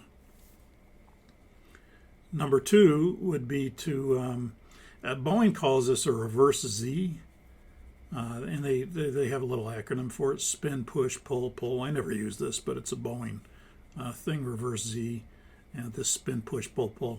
But basically what you're doing is you're setting a lower altitude in the MCP. Now, you don't care where it goes, you just want to spin it 3 times counterclockwise. Zip, zip, zip. You don't care where it goes, because you're going to fine-tune it later. You just want it lower than where you are. So we spin it 3 times, zip, zip, zip, and then we've already, done our heading. We'll select flight level change. That's the desired pitch mode, and this is the Z going from here to here. That's the first part of the Z. Then you're going to come down to the thrust levers and then the speed brakes, and that's kind of the Z, reverse Z, from here to here, power, speed brake. So it's a reverse Z, if you want to think of it as that. So zip, zip, zip with the altitude selector, flight level change, thrust levers to idle. Now they're coming back to idle, but they're coming back to idle very slowly in flight level change. So we want to pull them back to idle. We want to help them. And so we're going to pull them back to idle. We're not going to disconnect the auto throttle. We're just pulling the thrust levers back to idle, that's all. And then we want to extend the speed brakes. And the speed brakes, of course, will go to the flight detent position. They can't go beyond that. They'll go to flight detent. And that's your spin, push, pull, pull. Spin the altitude selector, push flight level change, pull the thrust levers back, pull the speed brake out. That's why a lot of people like this spin, push, pull, pull. I always felt like, you learn more acronyms, and it's one more acronym to learn, and I'd rather learn just to spin the altitude selector, push flight level change, bring the thrust levers to idle, extend the speed brakes. I don't have to memorize this too. Spin, push, pull. But some people like that, and it works. Or reverse Z, it works. Then I can come back up here, and now I can fine-tune my altitude. Now I'll come back up to the MCP, and I'll go, okay, I'm a passenger airplane going down to 10,000 or higher if safety is, if we're in mountainous area. Freighter, 14,000 I'm going down to. And then I can fine-tune my speed. Initially, when I go to flight level change, it goes to target speed. And I'll probably leave it there till I establish the descent, and then I'll feel what the airplane's doing. Is the structural integrity in doubt, or is it not in doubt?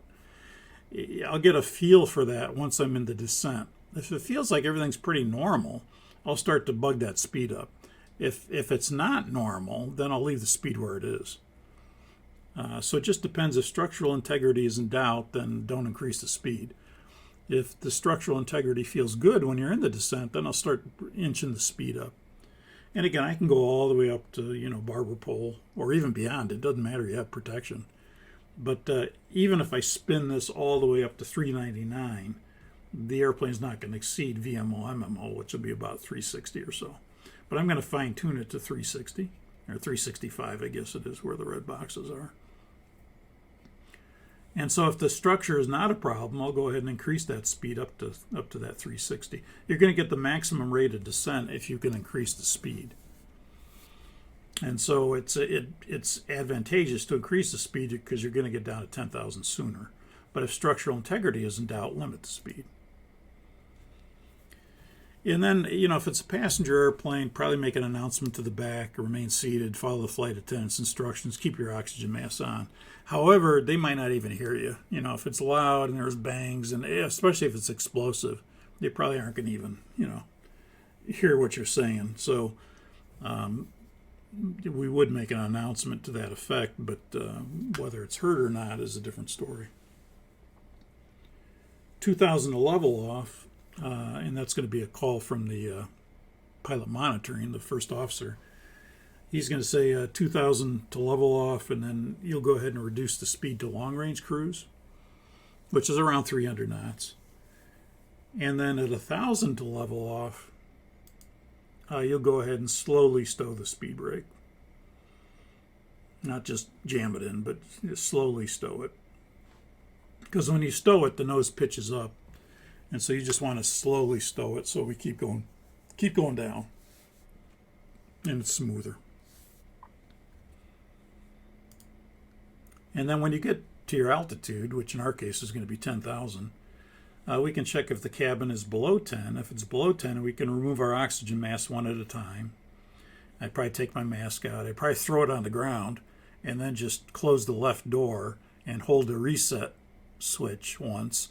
And what that's going to do is closing the left door and holding the reset test switch momentarily will reset the boom microphone from the oxygen mask microphone. So it kind of turns off the oxygen mask microphone when you reset it. If you leave the stowage box open, then the boom microphone will not be active when you put your headset back on or use your, Now, if you use the hand mic, it's going to work. The hand mic would work. If you're in speaker and you got the hand mic, that's going to work just fine. But if you want to use your boom microphone, you got to close that left door and hold the reset test switch. And that'll remove the little oxygen on flag that's in there on the left door. And it restores the boom microphone at that point. And then we want to assess our fuel and diversion considerations. Where am I when this happened? Am I out over the ocean? Am I within, there's an airport. One of our airline based airports is, 100 miles away. That's no problem. But it's a different story if you're out in the middle of the ocean or whatever. So you'd have to assess then, where am I? Where do I need to go? Can I go to my original destination? Do I need to divert to another airport? Do I have enough fuel to divert? Those kind of things. So we'd reset our Yeah, we have it here. So we'd ensure there's adequate weather where we're going or diverting. If we have time, we check with company operations. We'd want to probably do that. We'd get a clearance to where we want to go. We change the destination on our route page. That's mainly for pressurization. Of course, we could be unpressurized at this point, so it wouldn't matter. But it would matter as far as going depart and then to get the arrivals for that airport you're going to. We'd want to set up the approach. We'd want to check our anticipated landing weight. If we need to jettison fuel, we jettison fuel. And we'd reset, doesn't say here, but we'd reset our altitude on our VNAV page to where we are now. So we're telling the computer that our new cruise altitude is 10,000 feet now. It's not flight level 290 anymore. So we'd have some decisions, and what's the status of the cabin? Do we have any injuries? We get a report from the lead flight attendant. That's going to have an influence on how fast we need to divert somewhere. And again, it all depends where you are. Where are you in order to divert at the nearest suitable airport? And that has crash fire rescue and that, has necessary facilities for your airplane. Now we always go over, at least I do. I go over the autopilot off method in case anybody would ever have to use this. So this is typical in the sense that if the autopilot somehow disconnected and you had to hand fly this thing, you should know how to do it. So we don't practice this per se, but I always go over it in a briefing because if you had to do it, it's pretty easy to do. But basically the autopilot comes off, the auto throttle comes off, and both flight directors come off. We bring the thrust levers to idle, initiate a 30-degree bank turn, extend the speed brakes, and then if the structure's not a problem, pitch down to 10 degrees below the horizon. And then the speed will pick up. When it gets within about 10 knots of VMO/MMO, then reduce the pitch to 6 degrees, and then it'll keep you pretty close to VMO/MMO. And this assumes the structure is not a problem. So if everything's off or for some reason, I always tell pilots this, if you found yourself in a situation where you have to hand fly this thing, certainly if you're already in it and the flight directors are giving you information, don't turn off the flight directors. But if for some reason we had to hand fly this thing, you should kind of know how to do it. And the bottom line is turn everything off. Thrust levers idle, speed brakes deploy, and 10 degrees. A turn helps the nose go down. The 30-degree turn helps the nose go down. And then 10 degrees nose down till you get within 10 knots of VMO/MMO, and then reduce it to 6 degrees. Again, the assumption is the structure is not a problem. That's the autopilot off method. Then the autopilot on method is the preferred method, obviously. But you got two choices here. One's the gear up method and one's the gear down method. The gear up method is quick to implement. That's the advantage to it. You can get into it very quickly. The gear down method takes longer to implement because you have to slow down to below your gear extend speed and then get out the gear. So if the speed needs to be limited, you could consider the gear down. If the structure's a problem, you could consider the gear down. Many Western countries, I find, use the gear up method, and many Eastern countries use the gear down method, it seems like, more than gear up. That's a generalization, but I just find that we seem to use the gear up method in training more. And I notice with Eastern countries, we train in different countries, and they seem to prefer the gear down method as the one to train because it takes a little more to get into it. But once you're into it, your rate of descent is going to be greater than your gear up method. The gear down, here's the gear down method. You're going to want to slow below 270 knots, which is your gear operating speed. Select a lower altitude on the MCP, again 10,000 or 14,000, passenger or freighter. Below 270, landing gear lever down. Then select flight level change. Again, turn is required. Thrust levers to idle. And then when the gear is down, increase the speed to 320 knots, which is the Mach gear extended speed. And then at that point, even though it took longer to get into it, you're going to have a pretty hefty rate of descent with the gear down. So you can see, again, same actions basically, except you got to slow to 270 to get the gear down. And then, I'm going to have a lower altitude in the MCP. And then once I'm below 270, landing gear lever down, okay, flight level change to that lower altitude that you set. And then bring the thrust levers to idle. And once the gear is fully down, speed to 320. And that's going to... So gear up versus gear down, who wins the race to 10,000 feet? It would be the gear down method, but not by much. That's the thing, it's not by that much. So the advantage to the gear up method is you can get into it real quick. The gear down method takes time. The gear up method will lose to the gear down method to get to 10,000 feet, but not by that much. So your rate of descent with a gear up is about 4,000 to 5,000 feet per minute. Your rate of descent with a gear down is going to be over 6,000 feet a minute. So again, we prefer the gear up because there's just more complications that you can get into by putting the gear down. But there may be situations where you have to limit your speed, and then if the structure, if you don't think the airplane's going to fall apart, you can, get the gear down. It's all a judgment call, by what the captain wants to do here. But we usually go with the gear up unless there's a reason to go with the gear down. And then if we look at our QRH for the cabin altitude,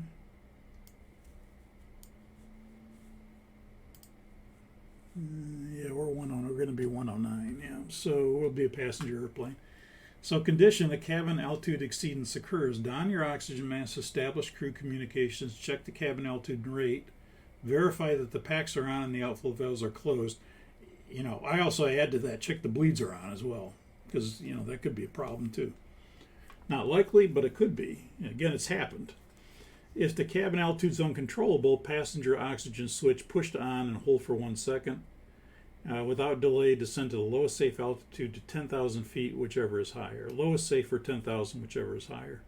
To descend, move the thrust levers to idle, extend the speed brakes. If structural integrity is in doubt, limit airspeed and avoid high maneuvering loads. Descend at VMO, MMO. End of the memory item. Notice it doesn't tell you really how to get into it. That's what I just did in the briefing. It doesn't really tell you go to flight level change. You could use vertical speed, but you could overspeed the airplane. It doesn't tell you how to get into it. It doesn't tell you the steps to get into it. It doesn't tell you what steps to really take. So that's you kind of have to have a method of how you're going to get into this, and what I just told you is how we train it. And then below that, the following message can be shown: cabin altitude auto, outflow valve left, outflow valve right. And choose one. One or two of the above messages are shown. Then do the applicable checklist or checklist. All three of the above messages are shown. Do not accomplish the checklist: cabin altitude auto, outflow valve left, outflow valve right. Or if none of the messages are shown, then end of procedure. So it just depends here. This was added not that long ago. If you got one or two of the messages, do the checklist. If all three of the messages don't accomplish the following checklist, these three. If none of the messages are shown, end of procedure.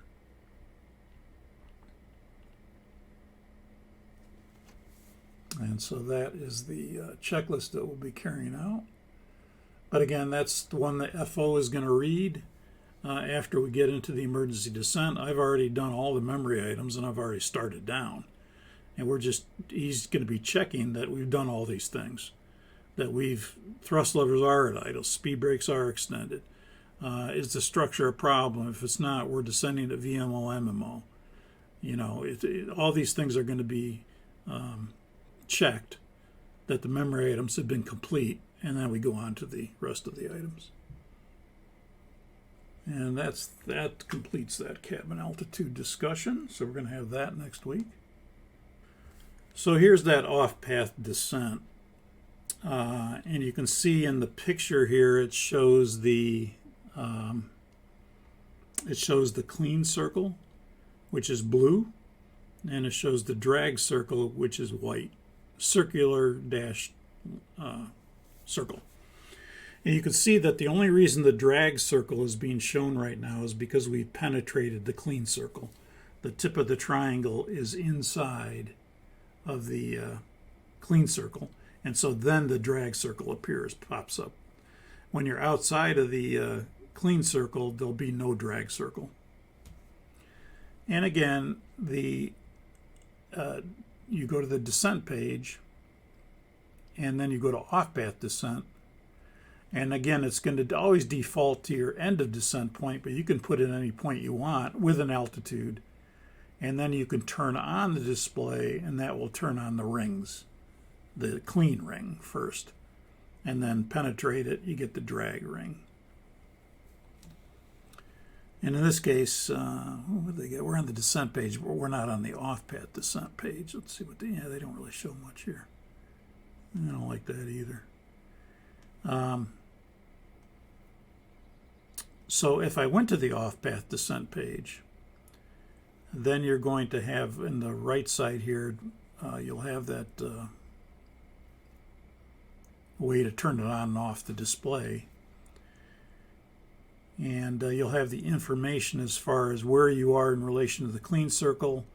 And then when you penetrate that, you'll get the information to how far you are from the drag circle in miles. And then this will go to minus mileage, the clean circle, because you're inside of it now. So it'll go to minus mileage. So we'll look at this on the period next week. We talked about it. And then we're going to do the RNAV 3-4 right with a CDUG transition. Just pretend Chuck is CDUG. It's basically the same point. Now, as far as the non-precision approach goes, we do the approach in VNAV. The history of non-precision approaches is that once upon a time we used to do this with vertical speed, and it used to be called dive and drive. And so we'd go from, let's say we're doing this approach, we'd go from 5,000 to, oh yeah, Clues isn't in here either. Yeah, this is incomplete because this is quite a while ago. You're going to see now we're going to have CDUG, Neil, after Neil, Clues, and then Buck. And Clues will be at 4,000. So if you were going from Neil to Clues, we would have 4,000 in the window, open the VS window, and then we go down and capture that 4,000. And then after Clues, we go down to Buck, we'd have 2,200 in the window. As we approach, open the VS window, put in vertical speed of, depending on what the distance is, at least 1,000 feet a minute, if not a little more, and then capture the altitude. And we'd be in steps like that until you get to the MDA, and then you use vertical speed to dive and drive to capture the MDA. And we're not going to discuss how to do that. There's a particular technique to capture the MDA. But then, as time went on, we started to use the vertical speed constant angle. And that would be kind of like a ILS approach, where it's more constant and not configuration, not going down, leveling off, down, level off, down, hit the MDA, level off. Now there's the runway, establish a descent to not end up high. This is more of a constant angle all the way down. And then, of course, as time went on, then you have the 747-8, which can do IAN approach, which is integrated approach navigation. And we'll talk about that when we get to the Dash 8. So it has advanced, but the way we use it now is VNAV non-precision approach would be a constant angle approach using VNAV. So if we're not in VNAV, we have to get in VNAV. Like you can see here, he's descending in flight level change down to 5,000. And once we go to 5,000, reach 5,000, we're going to have to get into VNAV here to then go from CDUG to Neil to Clues to Buck to the runway. Now, we could also be in VNAV this whole way, and we wouldn't have to be in flight level change here. We could be in VNAV, and we could be right on the path. And so it depends whether you're, descending in flight level change. At some point, you're going to have to get in VNAV to do the VNAV non-precision approach. If you're already in VNAV, you're probably established already, and then we just have to make sure we do the steps to descend from this point to this point to this point to this point. So one of the acronyms we use for this is to, and let's say we've done this. We've gone flight level change down to 5,000. We get to 5,000. We capture the altitude. It goes speed alt. We level at 5,000 feet. And now we're approaching Chuck, which is CDUG. And we're getting ready for the approach. And now we want to get into VNAV. Well, how do we do that? Well, here's the steps we use. There's an acronym called LAVS, L-A-V-S, and that is that actually came, I think it originated from Delta. I think they're the ones that originated this. And it's a way to remember what to do in the mode control panel to get into VNAV. And it's good to kind of know what to do because you can screw this up. So the L stands for localizer or LNAV. What are you going to be doing this approach in? Is it going to be an LNAV? In the case of an RNAV approach, yeah, it's going to be an LNAV because there's no localizer. If the ILS is tuned, we're going to park it. And we go to the NavRad page and park it because we don't want it displayed if we're doing a non-precision approach. So the first L is localizer or LNAV. What are we going to be using? If it's a localizer approach, we're going to be using loc mode. If it's anything else, we're going to be using LNAV. VOR, RNAV, NDB, they're all going to be LNAV. The A stands for set the next lower altitude in your MCP window. So if we're level at 5,000 and we're going to be approaching CDUG, we're going to set our next lower altitude, which is 4,000 in the MCP.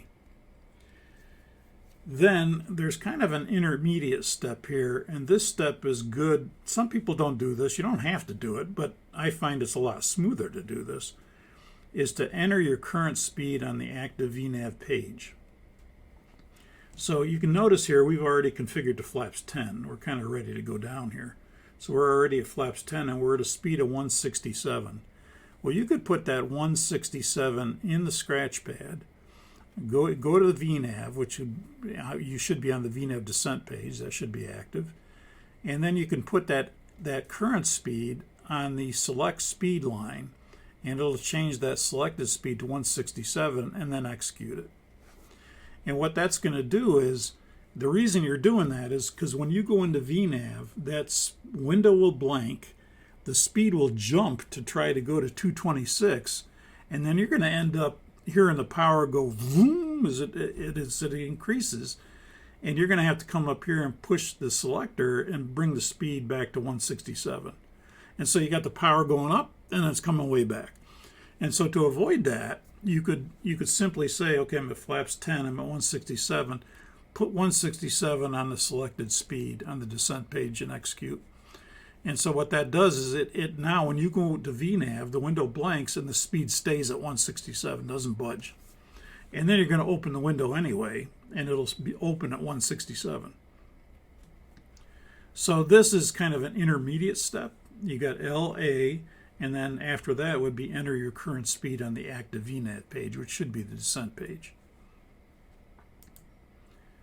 Then the next step is the V, LAV. The V would be, are you going to be using VNAV or VS? Now again, nowadays we use VNAV. We don't use vertical speed. But if you were doing something with vertical speed, you could use vertical speed mode as well. That would be the V. And then the S would be to speed intervene, or if you're using vertical speed, set your speed. So in this case, we're going to open the window, and the window will open to our 167 that we put in here, that we put on the descent page. Again, if you didn't, you might be opening this and it might say 216, and now you got to bug it back to 167, and the power is going to go up and down, So, and nothing wrong with that, but it's just, it's a little more smooth to do it the other way. And then after the V, or after the S, after the speed intervene, the fifth step would be check VNAV path, is on your FMA. And if you got VNAV path, well, you're ready. You got a lower altitude, you're in VNAV, you're at your speed for flap 10, you speed intervened, and you got VNAV path. Okay, it's ready to go down now. It's ready to start down on the path, down to the next altitude, which is 4,000. So that lavs, again, that's a good thing to use. It's L, and I'll probably point this out on maybe another video where we'll go look at the profile that Boeing has for a non-precision approach, and you can apply this lavs to that diagram. They don't do that, but the lavs works real nice to remember what to do. L, localizer or LNAV, and we're in this case, LNAV. A, set your next lower altitude, 4,000. What flap setting am I at now? 10, 167. Go to the VNAV page, descent page, put in 167, execute, and then push VNAV, window blanks, but the speed's not going anywhere because you put 167 in, and then open the window. And then it'll be right there at 167. And the last thing is check VNAV path, because if it's not in VNAV path, it's not going down. If it's in VNAV out, we take another action, but we want to see VNAV path there. And then as we start down, it looks like we're still at flaps 10 here. We start down, and the altitude range arc is going to show based on your current vertical rate. And again, we're on the path, and we're at a certain vertical speed, and that arc is going to show that we're going to cross buck, or in this case, buck. In our case, it'll be clues at 4,000. Not Neil will be at 5,000 actually. So this is all old. But you'll use the altitude range arc to assess that you're going to cross that buck altitude at 2,200 feet. And once you see that you got that 2,200 foot made, you can set your next lower altitude. So in our case, it'll be, when we see we have 4,000 made at clues, we can set the next altitude, which would be 2,200 at buck.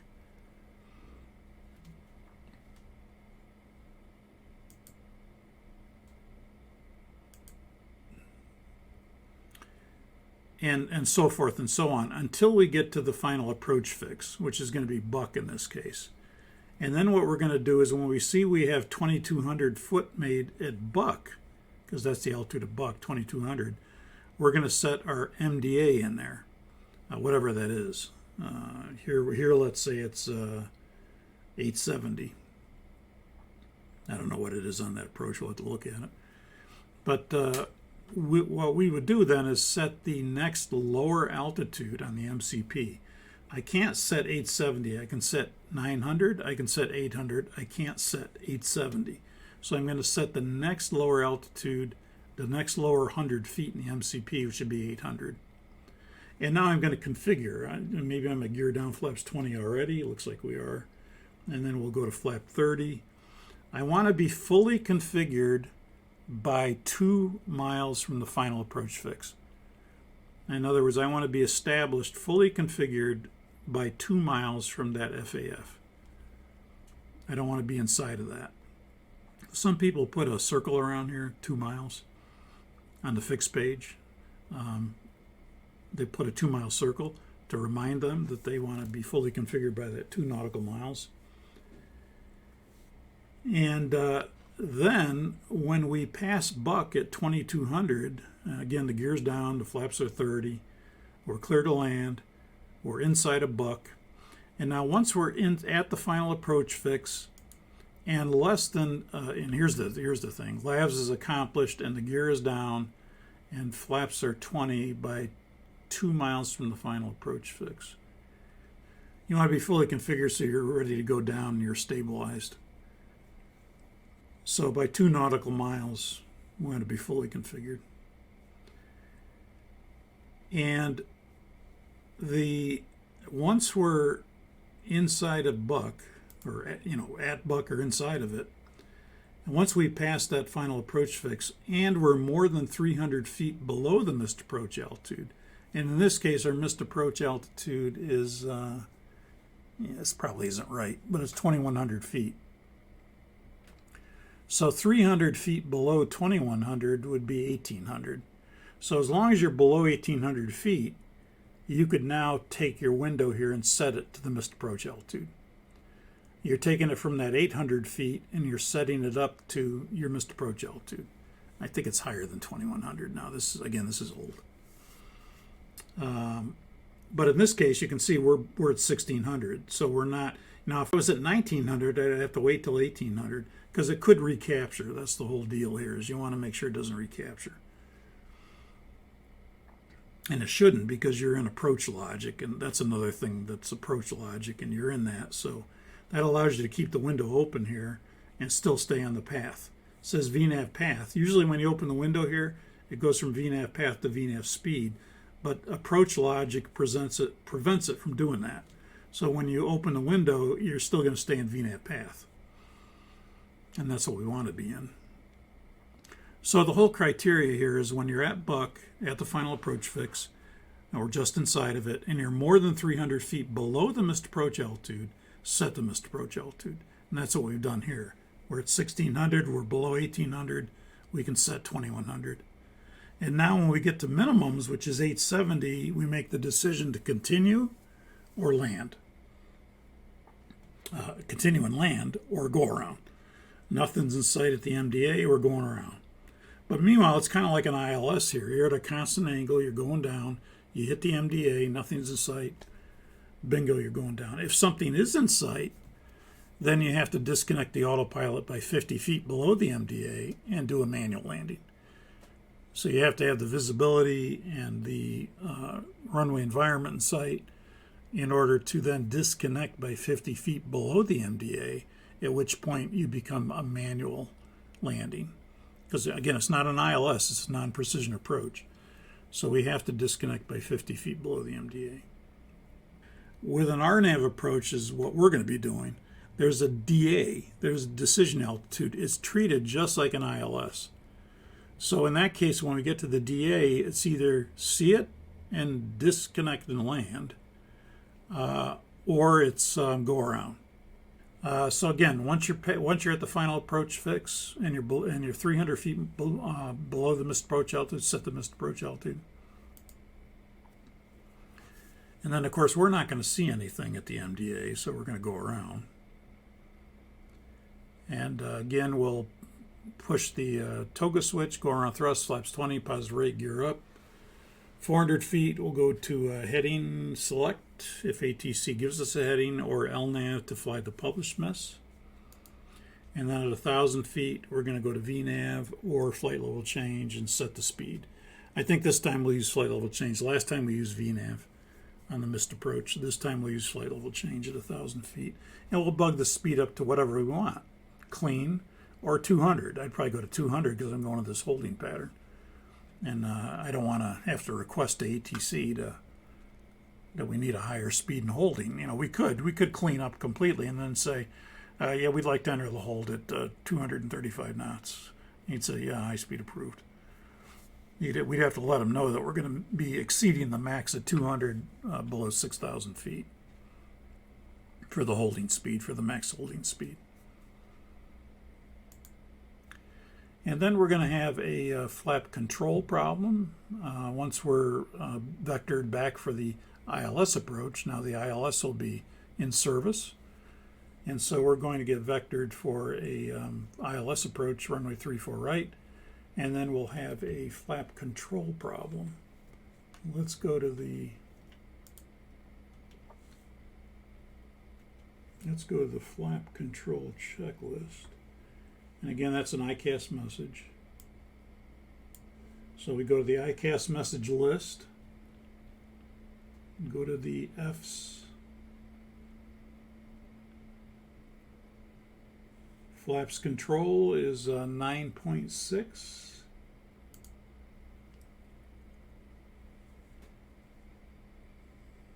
And let's see.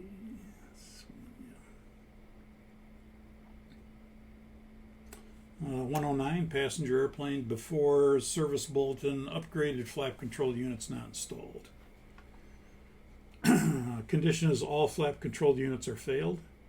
There's 3 flap control units in the airplane, and they control your sequencing of the flaps. They control the asymmetric operation. They give you the position indication and the flap indicator. Any one of the flap control units can control the whole show. So you could have two failures of two of the flap control units, and the one remaining can handle everything. It's not a problem. But if all three of the flap control units failed, then you get this flap control message. In which case, the condition would be all flap control units are failed. The objective is to use the alternate flaps. Flaps still extend or retract normally with an inoperative flap position indication. Choose one during flap retraction. That's not going to be the case. It's going to be during flap extension. Go to step 2. Use flaps 25 and VREF 25 for landing. So we're not going to use VREF 30. We're going to select VREF 25 and use flaps 25 for landing, because that's the max that you can get in alternate with the flap control system. You can't go to 30. The max is 25. Plan additional time for flap operations. These are electric motors now instead of hydraulics and pneumatics. So pneumatics for the leading edges, hydraulics for the trailing edges. So if the leading edges are already out, then it's electric motors for the trailing edge flaps. And the greatest amount of time is between 1 and 5. That takes the most time. That's like 3 minutes and 45 seconds to get from 1 to 5 in alternate. 5 to 10, 10 to 20 doesn't take as long. And then it takes a little longer to get from 20 to 20. Well, actually not even that much longer in alternate, because you're not going to 30. So most of the time will take between going from 1, if you're not at flaps 5 yet, it's going to take the most amount of time to go from 1 to 5. That's almost 4 minutes. So now it says plan additional time for flap operation, alternate flap arm switch to alternate, and then alternate flap selector, move to extend or retract, to extend or retract the flaps on schedule. And we have to, of course, stop the flaps when they get to the position. So if we're at flaps 5, let's say, and we go to extend, they're going to extend slowly using the electric motors. When they get to 10, if we want the flaps to stop at that point, we have to turn the selector off at that point. And then when we're ready to go flaps 25 or 20 or whatever, we're going to go to extend and then go back to off at flaps 25. And there's little tick marks that'll be on the indicator that will show you where the flap indications are for flaps 5. Flaps 1, flaps 5, flaps 10, flaps 20, and flap 25. There'll be little tick marks on there. And we have to move the selector. Now the flap handle is out of the picture. It's completely bypassed in this situation. When you go to alternate on the flaps, the handle does nothing. So when you go to flaps 5 to 10, for example, and you take the selector and go to 10, you don't have to move the flap handle to 10. It stays where it is. In fact, you want it to stay where it is, because in the event of a missed approach, you're going to want to use the selector and not the handle, because the handle doesn't work anymore, basically. And again, you could leave them in extended and they will stop at 25. But once you see 25 and they're fully extended, we usually take it off. But it'll pretty much automatically stop anyway as it gets to 25 flap. You can't go to 30. So we'll be looking at this situation.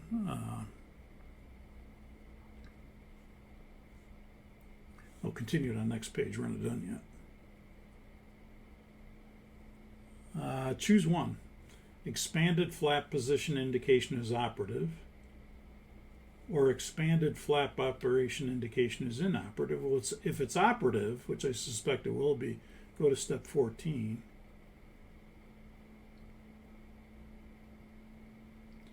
And then checklist is complete except deferred items. And that's usually the case if the flap control units all fail. Now, if, for example, let's read this. Let's see what it says. Where'd it go? Here, expanded flap operation is inoperative. Go to step 7. Okay, autopilots are inoperative. Outboard ailerons are unlocked. At high airspeed, avoid large or abrupt control wheel inputs.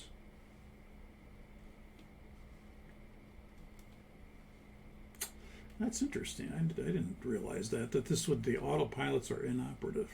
all three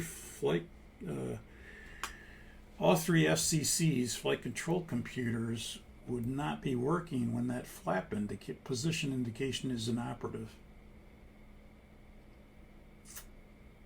Okay, wonder what would cause that. I'm not sure what would cause that. Choose one. During flap extension or during flap retraction. Well, if it's during extension, maintain flaps up maneuvering speed. Slow to flaps 5 maneuvering speed after 3 minutes and 45 seconds with the alternate flap selector and extend. So you're timing it. Remember I said that 3 minutes 45 seconds? You're basically, because you don't have a flap indicator now, you're going to go to extend, and you're going to time 3 minutes and 45 seconds. And then you'll go to flap 5 maneuvering speed. Slow to flaps 25 approach speed after 5 minutes total, because it does take about 5 minutes to get all the flaps down to 25. Do not fly in stick shaker. Extend the gear after the flaps are extended. Well, you wouldn't want to. I'd want to extend the gear before they get to 25, otherwise I'm going to get the config warning. I'm sure I agree with that. Extend the gear after the flaps are extended. If you extend them to 25, you're going to get the config warning. That's going to start squawking at you. I would tend to go maybe 4 minutes and then go to gear down, because I don't want to get that config warning. Extend the gear after the flaps are extended. Ground prox flap override switch to override. And if it's during flap retraction, you do this. Okay, so the main problem here is, do you have a flap indication when you go to alternate? Is it operative or inoperative? Normally it's operative. I don't know what would cause, there is probably a situation that will cause it to be inoperative with X's through it. And in that case, you got more problems here, because the autopilots would be inop. That means you're hand flying it. All this stuff would happen. And now you got a time,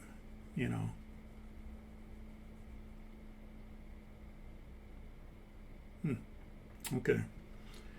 That should not be our situation.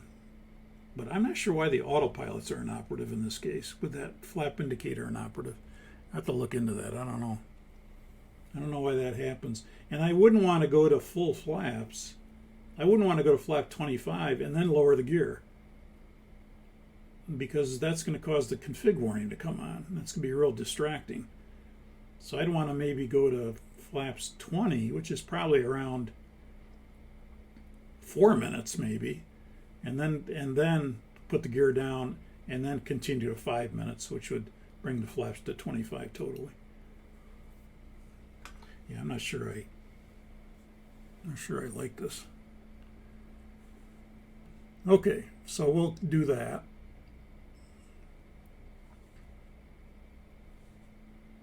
Let's go back to the PowerPoint. And then we'll get radar vectors for an ILS 3-4 right approach.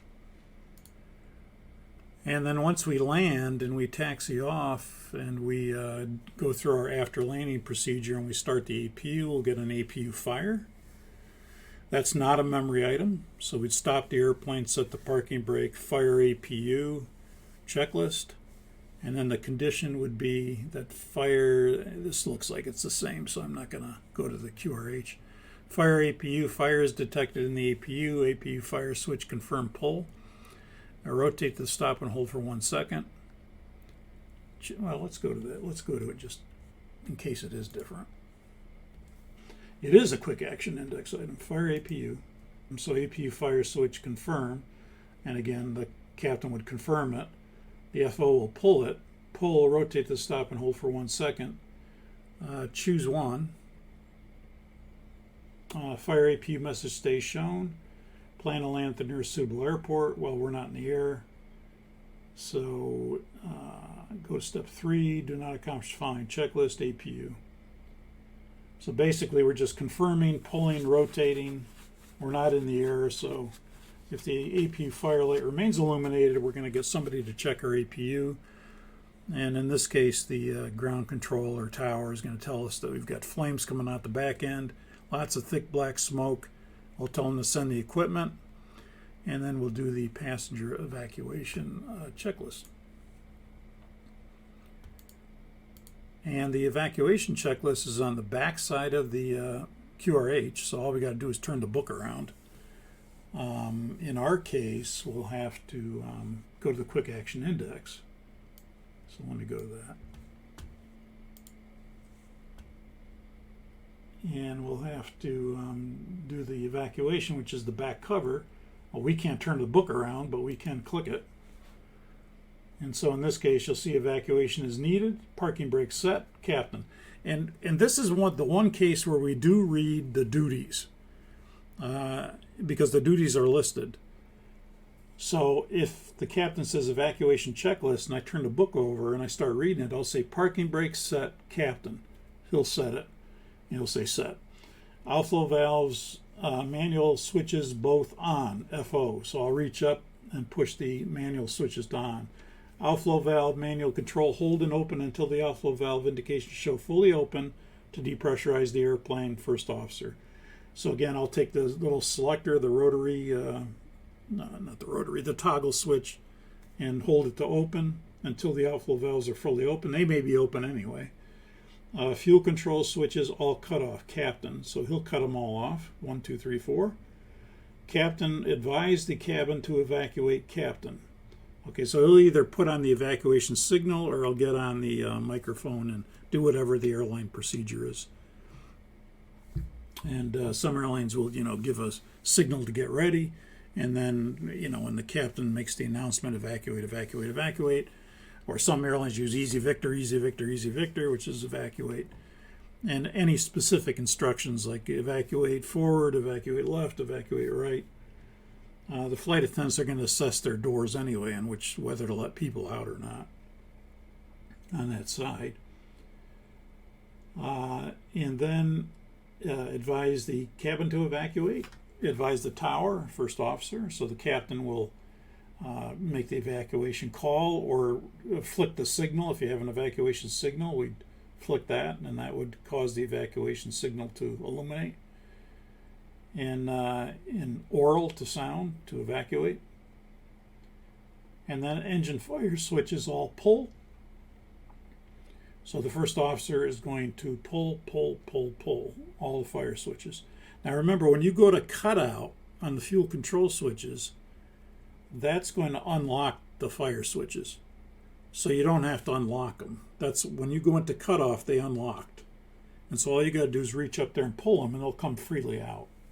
So you pull, and then APU fire switch override and pull. That one you got to override and pull. Of course, in our case, we're not going to have to do that because we already had an APU fire.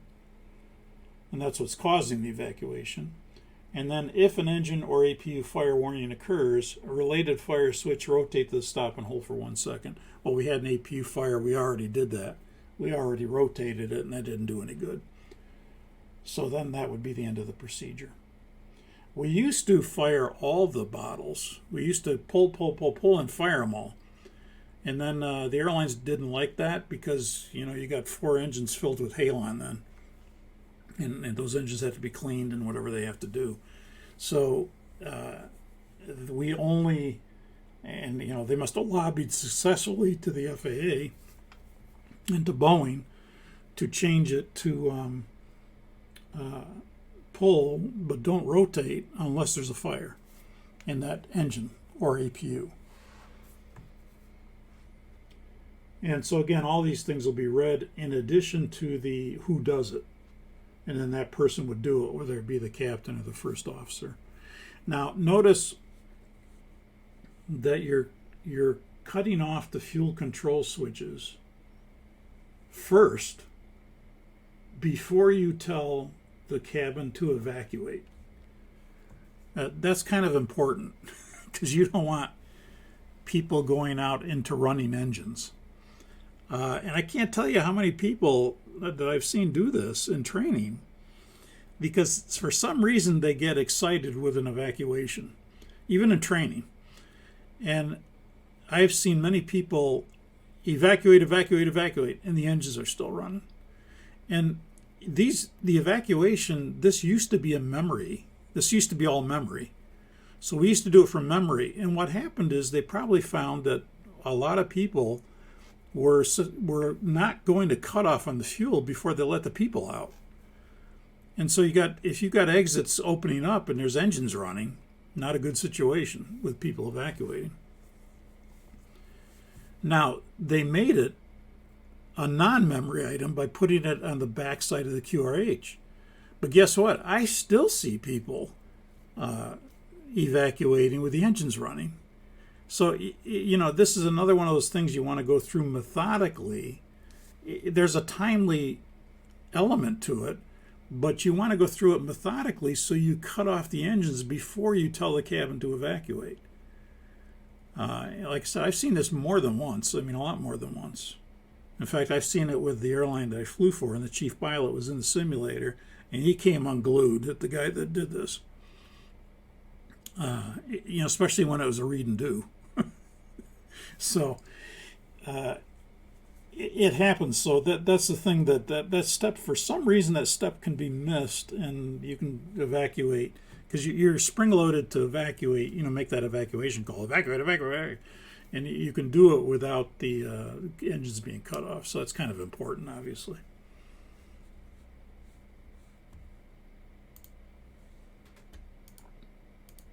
And then from there, we leave it. We won't do a shutdown then. We'll just leave it in the evacuation state, and then that'll be the completion of the lesson.